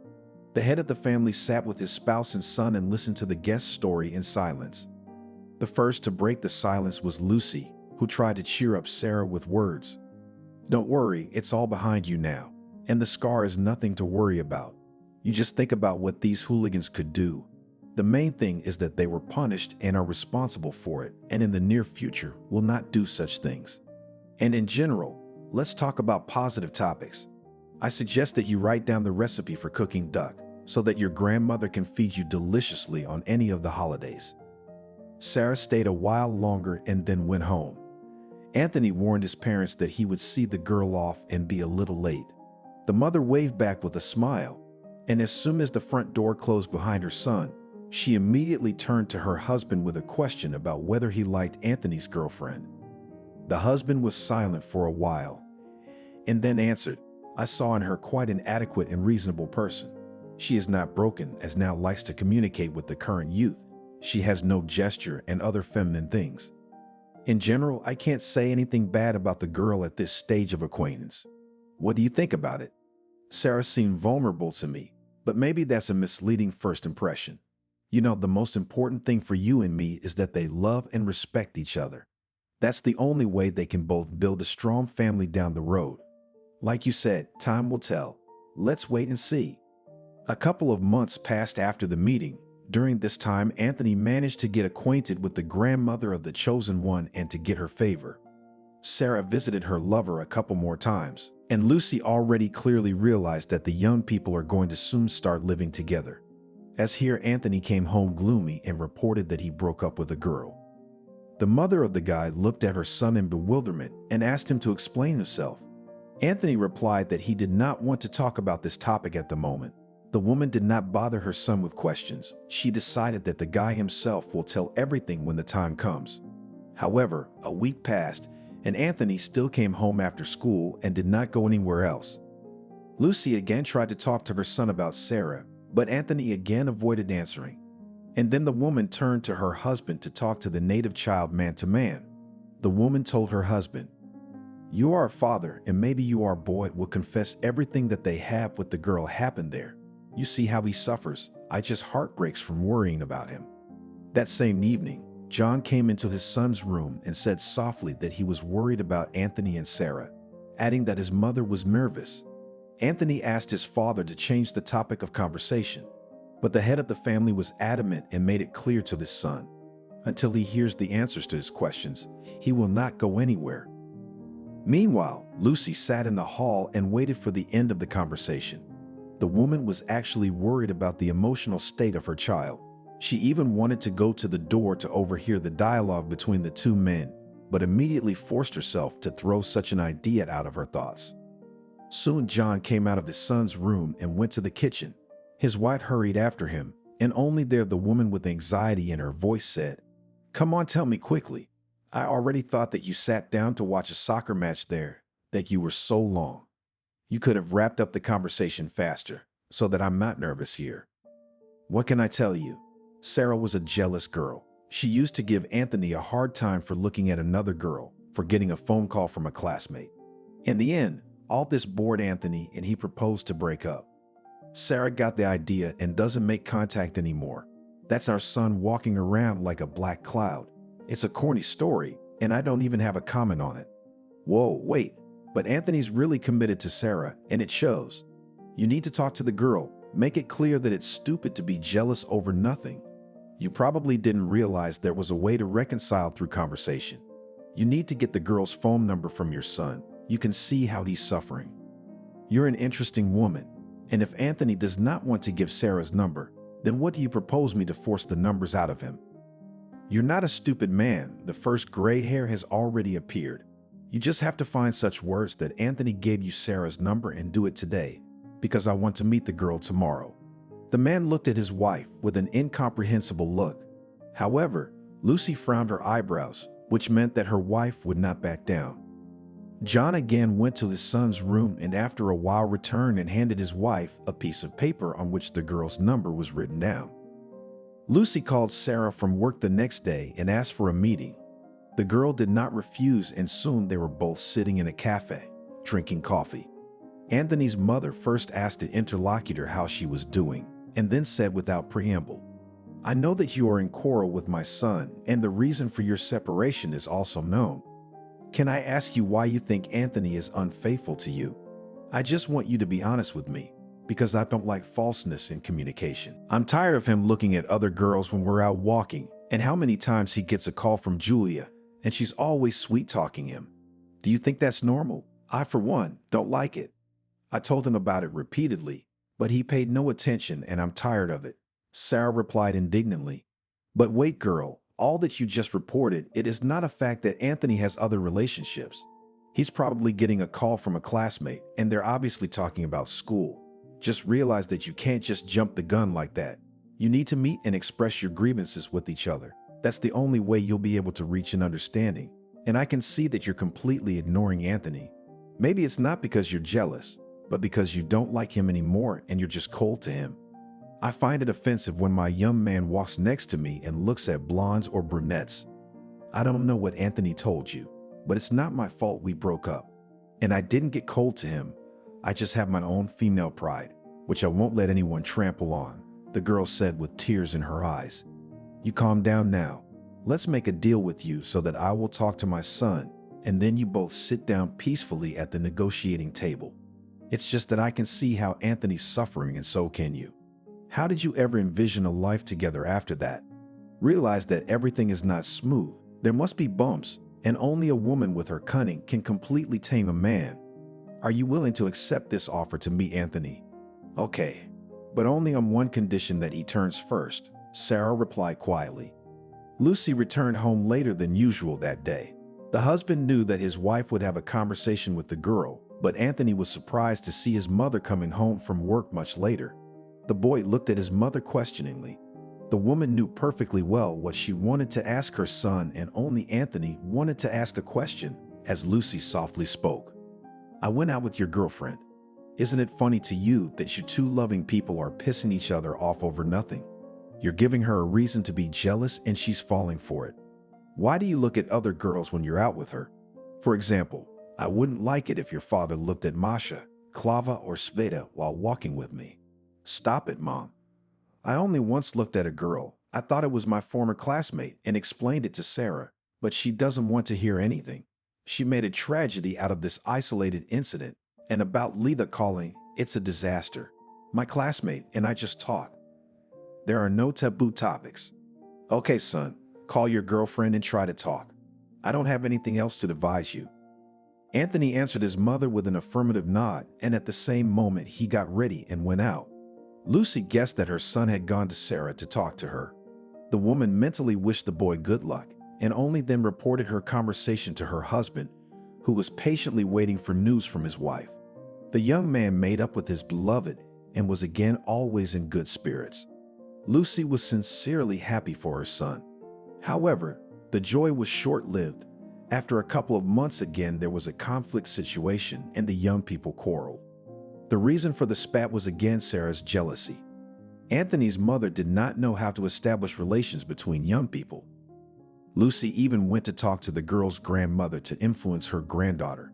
And when a gaunt old woman opened the door to her, she immediately introduced herself and said, "Why?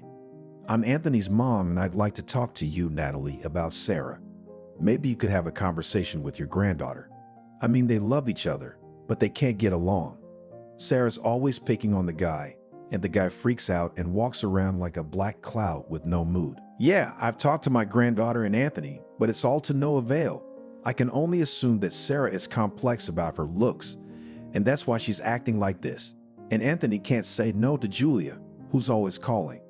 I've already advised them not to talk to each other for a while and to take a break from each other or to start living together, but they agree and then they fight," Natalie said. "It's like a vicious circle. Thank you for keeping up with our sweet couple. But sometimes it seems to me that in the near future, They will just run away and hate each other, sadly said the guest and left Natalie's apartment. The woman was disappointed after the conversation, as she had hoped that the two of them and Sarah's grandmother would find a way out of the difficult situation, but it did not happen. Quarrels and reconciliation of young people continued for a year, and at some point Lucy stopped believing that her son and his chosen one would create a family in the future, which she directly told Anthony. "You're just torturing yourselves. You cannot get along. Run away completely already. I don't have enough fingers to count the number of times you've gotten back together in a year. It's an outrage neither of you wants to give in to each other. You also cannot understand that we adults are worried about you, and you are all playing games."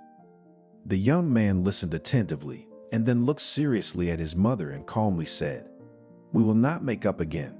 The last quarrel is a fiasco. Talking about jealousy was only an excuse to break off the relationship. We had a calm talk with her yesterday, and she admitted that she has a boyfriend on the side that she likes. And you know, Mom, I'm not going to form a love triangle. So I wished her happiness and a long life. Don't worry, there won't be any more reconciliation. What am I, after all, a little kid to be fooled around like this? I definitely run out of patience. I find it hard to believe that Sarah would turn out to be such a two-faced person. Although maybe she said it to piss you off, to make you jealous. I'm not interested in that anymore. If she said it to piss you off, she got what she wanted and more. I just don't want to talk to her.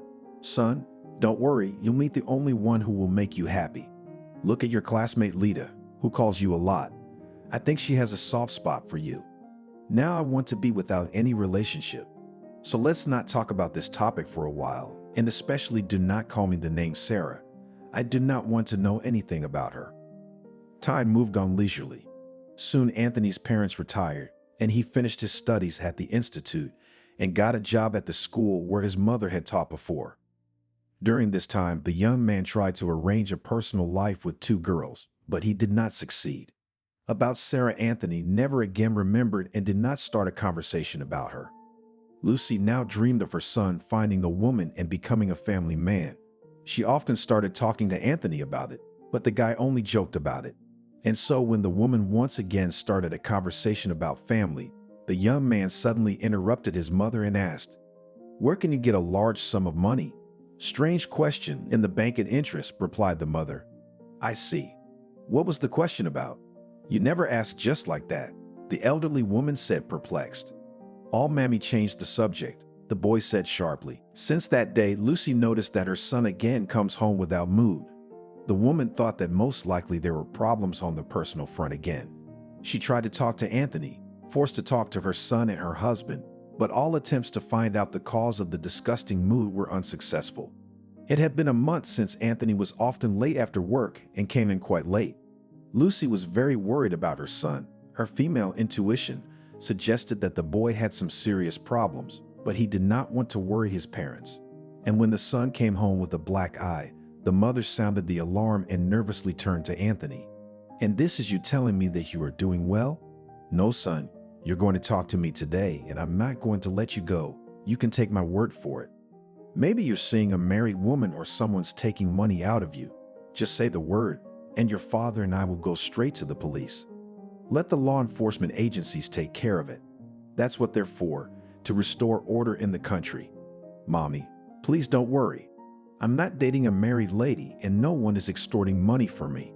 Just today, I ran into some juvenile hooligans, so I had to teach them a little politeness. I myself, of course, got a little, but they did not seem a little. I don't like this. You become secretive, my boy, and my motherly heart can't just go away. It's better to tell everything honestly, and together we will solve the problem."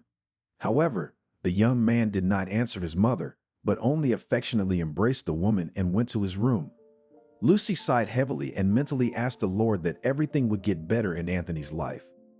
After that, a couple of days passed, and now the woman once again waited for her son's return. The time was already showing the 12th hour of the night. The head of the family approached his wife and suggested going to bed, but she refused. Lucy knew that occasionally her son did not come home at night, but the guy always warned about it in advance. And on this day, Anthony did not call and his mother could not reach him either. All night, the old woman didn't sleep a wink. She looked out the window for the figure of her son, who was not there. John saw how her spouse was worried and tried to support her morally, saying that everything would be fine. But in this, the head of the family was mistaken. Anthony did not return in the next day. Lucy called the school where her son worked, but she received the answer that Anthony did not come to the educational institution in the morning. The woman was in a panic because previously their boyfriend had never allowed himself to do such a thing. The sorrowful event came a day later. Lucy received a call from an unknown number and a person introduced himself as an investigator. The law enforcement representative said that they found a male body with documents in the name of Anthony. The woman listened to the investigator and could not understand what this man wanted from her. Then the husband picked up the phone and asked questions. "What is your reason for calling? What do you need?" "You need to come to the morgue to identify the body," the investigator replied. "Are you all crazy?" "What body?" John shouted indignantly. At the other end of the phone, they repeated the name that was on the passport and insistently suggested to come to the morgue. John wrote down the address and looked at his wife, who was waiting for clarification from her husband. The man swallowed the lump that stood in his throat and barely audibly said, "We are in grief. I think our son is no longer in this world." The investigator called and said only that. "We need to identify the body and they are already waiting for us there. We have to get ready." As soon as Lucy heard that, she sank to the floor and sobbed helplessly. The husband rushed to the medicine cabinet where he quickly dribbled the sedative and offered his wife to drink the medicine. The woman uncomplainingly complied with the request, while still sobbing convulsively. John persuaded his wife to calm down, and when he realized that she was unable to go to the identification, he invited a neighbor to sit with Valia while he was absent. Soon the man identified the body of his son, and then answered a number of questions from the investigator, and only after that John asked how his Anthony died. The law enforcement officer said that the body was found by a janitor in a back alley, and called the police. And then the investigator added that Anthony died from multiple stab wounds at the scene. The man nodded in response and asked another question. "Tell me, did they find these scumbags?" Neighbors were interviewed, but they could not find any witnesses to the crime. And the janitor did not say anything clear, "But we continued to work," replied the uniformed worker. John returned home grief-stricken. He could not imagine how he would tell his wife all this. The elderly man entered the apartment and saw that no one was there. He rushed to a neighbor, who told him that his wife had been hospitalized. Her heart was bad. John immediately went to the hospital, where he remained seated until evening. The doctor tried to send the man home to rest for the night and then come back again, but Lucy's husband refused flatly. He was afraid that this day he would also lose his wife. The next morning, John was allowed to visit his wife and was strictly instructed not to tell her any disturbing news. The man looked perplexed at the doctor and asked, "What am I supposed to say about our boy since he is not alive?" "She will definitely ask me about it. In your case, I would deceive my wife, because any excitement can end tragically for Lucy. As soon as your wife is better, you will tell her. For now, just say that the body is not your son's," the doctor replied politely. John entered the room where his wife was lying. She turned towards her husband and asked in a whisper, "This is not our son, is it?" "No, sweetheart. The police got the wrong person. I want you to hang in there and be strong, and we'll give Anthony a beating when he gets here. So call him. Maybe he's home already." With hope in her voice, said the patient. John promised to call, and after a while he went home. Now the man thought about when and under what circumstances to tell the truth to his wife. It was impossible to postpone the funeral for a long time, and how long his wife will stay in the hospital is completely unknown. The doctors did not give certain predictions, but guessing and inventing an elderly man did not have to. All his lies were revealed the next day when he came to check on his wife. Lucy asked if her son had come, and in response, she saw her husband look away. The elderly woman immediately guessed everything. She screamed. The medical staff came running, and the visitor was asked to leave the room. John sat in the corridor and waited for the doctor to come out to find out about his wife's condition. The doctor came out of the room and said that now the woman was given a sedative injection and she would fall asleep. The elderly man thanked the medical worker and stayed waiting in the hospital. He wanted to talk to his wife, before he started the funeral arrangements. After a while, Lucy regained consciousness and her spouse came in to see her. The woman lay staring at the ceiling, tears rolling from her eyes, which she did not wipe away. The man sat down next to her and stroked her arm, and then softly said, "I know you don't have time for me right now, but you need to think about the funeral. I am also very sad, like you, but we must pull ourselves together and be strong, for the sake of our son's memory." And then Lucy interrupted her husband. She whispered, "You're not a stupid man and you'll organize everything in a Christian way. Only be sure to agree with the doctor to let me go to see my boy to his last journey. And now you leave me. I want to be alone to put my thoughts in order." The husband nodded silently and gently kissed his wife on the cheek. Leaving the room, he turned to the nurse and asked the girl in a white coat to look after his chosen one. The man was very worried that his beloved could do something to herself, so he asked the nurse. Sometime later, the funeral took place, where there were a lot of people. Many good words were said in honor of the deceased and many flowers and wreaths were laid. Lucy stood beside her husband, who supported her under the elbow. The woman looked at the grave mound and cried silently. She realized that she would never hear Anthony's voice again and he would never kiss her tenderly on the cheek. The old woman sat in Anthony's room and rubbed the Rubik's Cube, remembering her life.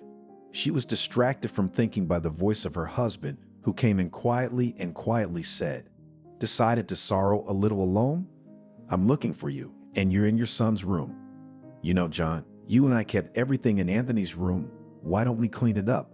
We're old men waiting to grow old alone, and we got nothing better to do, so we'll clean it up. And we'll remember how we raised our Anthony. Maybe it'll make us feel a little better. Oh, look, here's his favorite Jack London book. My son has loved this writer since he was a child, and as an adult, he still reads this author from time to time. How nice it is to hold this book in your hands, knowing that it was read by our boy," sadly said the old woman, and carefully opened the title page, and to their surprise, they saw a shocking message that was addressed to them. The couple looked at each other in bewilderment, and then the owner of the apartment took a piece of paper in his hands and began to read softly. At the first lines, the couple wept. John took a few deep breaths and continued reading. The message written to Anthony read as follows. "My dearly beloved parents, these lines I address to you. I am madly glad that I was brought up by you, as such a mom and dad still need to be found in the whole world. I address all kind and affectionate words to you. I express all my gratitude only to you in the first place. And now I will come to the point. If you are reading this message, then I am no longer alive. Otherwise, I would have destroyed this message. The point is that I have committed an atrocity, but again in order to save a little man, whose name is Anthony, like me. He is your grandson, that is my son, whom I have just recently learned about. But about this you will tell you Sarah herself, who came to me for help. You can be sure that Anthony is my son. You will find the same mole as mine on my right leg, where the ankle is. Sarah hid everything from me, but that's not the point. The main thing is that I haven't hair, and so I will continue. The whole thing is that the child from birth has a disease, and to cure it requires surgery. Naturally, such finances I do not have, and Sarah, and even more so, especially since she lives alone for a long time since her grandmother died. And it is not easy for her in terms of finances, as there is nowhere to wait for help, and I did not help because I did not know that there is a son. Sarah found me and asked me for money for the child's operation. To get them in a short time is impossible, and the time, as they say, was ticking. That's why I decided to commit a crime. I won't give you all the details. Basically, I defrauded a very wealthy and important man. I blackmailed him out of a very large sum of money, which I gave to Sarah. And then I made the unbelievable mistake of blackmailing him again so that I could finance the baby's rehabilitation.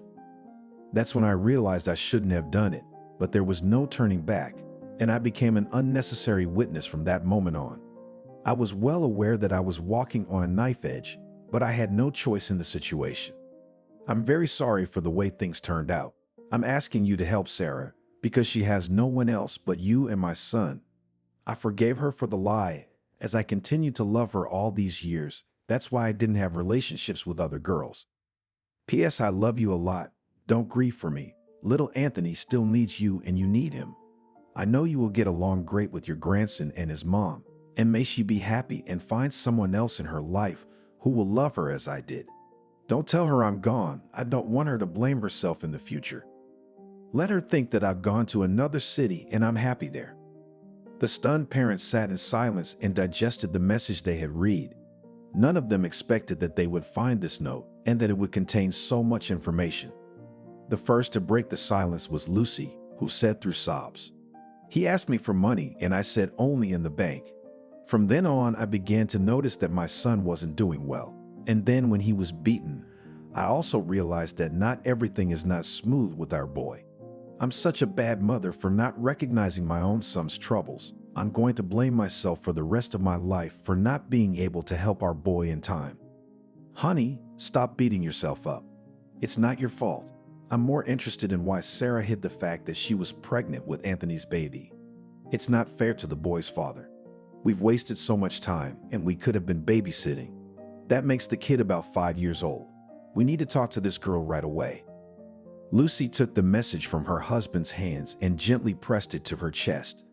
Tears were continuously streaming down the elderly woman's cheeks.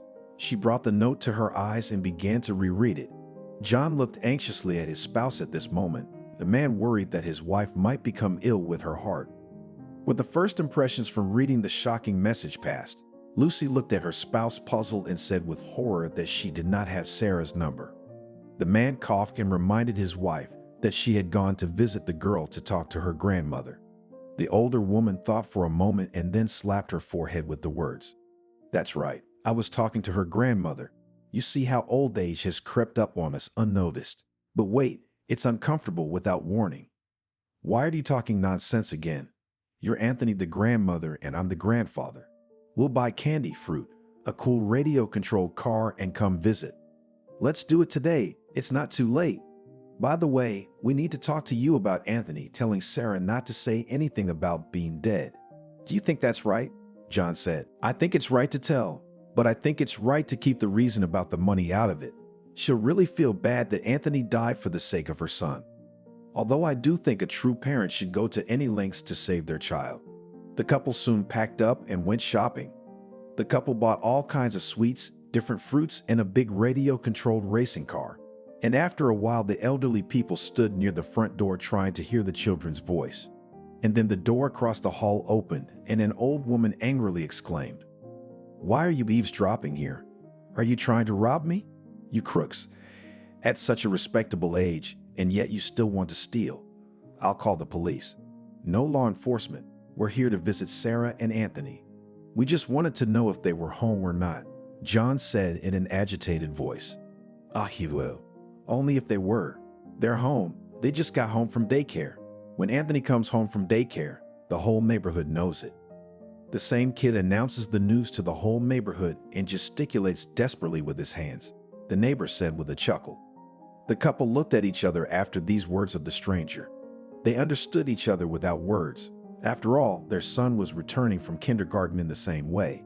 He talked loudly and always gesticulated, and now their grandson was carrying on the same tradition. The couple smiled between themselves, and John confidently pressed the doorbell.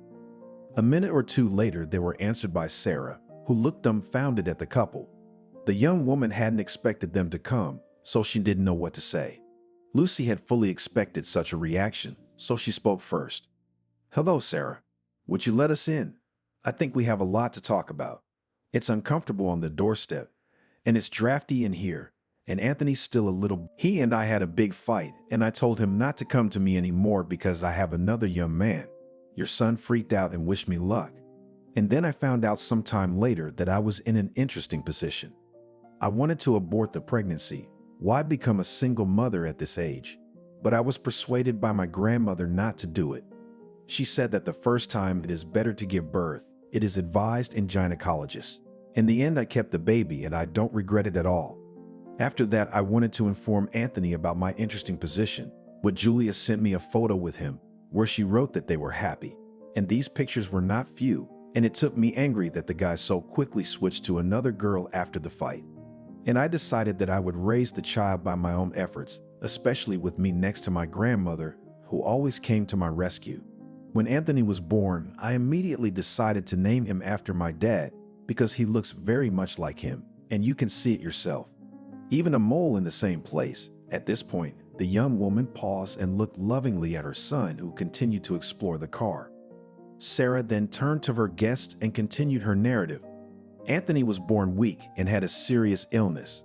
We coped with his grandmother together, and then she was gone and all the burdens fell on my shoulders. I will tell you right away that it was very difficult financially, but to turn to your son for money did not allow pride. And then the child got worse. He was hospitalized and told to look for money. And where could I get such a large sum of money? That's when I decided to find your son. I was afraid to turn to you because I thought that you would not believe me. You would say that I had a child and claim rights. The young woman paused and looked at the couple, who listened to her attentively. Sarah shifted her gaze to the child and continued speaking again. Your son promised to help me, though he called me stupid for believing Julia. I'm the one who only recently found out that he's been living alone all this time. He tried to start relationships with girls, but it didn't work out. And I didn't even try to find my soulmate because I was busy taking care of the baby. Anthony brought money. I asked him where he got such a large sum, but the guy was joking. I saw him about 3 times, and then he just disappeared. No calls, no visits, and I thought he didn't need us anymore. And I even hoped that we could start a family with him, but I was wrong. That's basically the whole story. After Sarah's story, all the adults were silent. Only the delighted voice of the child, who was playing with the car, was heard. Lucy looked attentively and at the same time fondly at her grandson. And only after a while the guest uttered, "You really are a silly girl. You should have initially told about this Lita to your chosen one, and not to make your own incomprehensible conclusions. I can't hide that Anthony, after the breakup with you after some time, tried to build a relationship with her, but it didn't work out. But now it's too late to talk about it, because the past can't be returned, as well as Anthony." After this phrase, the landlady froze. She looked perplexedly at Lucy, and then asked to explain what "no Anthony" meant. And the old woman smiled sadly and tears came to her eyes. She said quietly that only part of the message had been spoken. Sarah was still staring at her interlocutor incomprehensibly. Lucy saw that she had shocked the girl, so she continued speaking softly. Anthony died at the hands of hooligans. As they say, he was in the wrong place at the wrong time, and he loved you the whole time. He asked me and my grandfather to help you, and we'd love to do that because your little boy is part of our child. And we, like you, have no one else. We all need to stick together because we need to get Anthony back on his feet.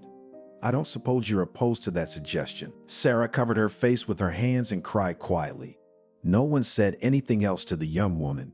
The couple realized that the landlady needed time to perceive the grief message. The girl tried to pull herself together, but her emotions were running high and she couldn't help herself and cried to tears. The boy looked fearfully at his mother and cried too. At that moment, Lucy got up and came to Sarah. She hugged her son's lover and quietly asked her to calm down so as not to scare her son. The girl nodded gratefully in response and hugged Anthony's mother as well. And then the young woman pronounced, "You are always welcome to come to us anytime, for you are Anthony's own grandparents, and I would only be grateful if we could be related to you. I would love to call you Mom and Dad, and I'm going to explain to my son who you are so he can see you as family. It is very wonderful that you have made this decision, because Anthony is in heaven and I am sure he is watching everything and is happy for us. And I would love to call you daughter, even though I lost a son, but in return the Lord gave me a daughter and a grandson." Sarah hugged John and the guest again and said, "Can I ask you just one thing? I want to go to Anthony's grave to talk to him. I would like to do it alone. You understand, don't you?" "Of course we understand. You have a lot to talk to Anthony about. But I want to add to you that our son wishes you nothing but happiness in the future. So you should try to promise him that." "I understand and I will do that. And please forgive me for everything. I'm to blame for a lot of things," Sarah said quietly. "But don't blame yourself. You are starting life with a new leaf, where you have a son and parents, and God willing in the future you will find a loved one, with whom you will give us a granddaughter too," replied Lucy affectionately and then called her grandson. As soon as the boy came, she said, "Hello, grandson. I am your grandmother, and next to me is your grandfather, and we will see each other often. And you will definitely tell us about your news in kindergarten. your grandfather, and I will be interested to know all about you." A few days later, Sarah went to the cemetery with John, and the grandmother stayed with little Anthony. As soon as the young woman found herself near the grave, she asked the older man to leave her alone.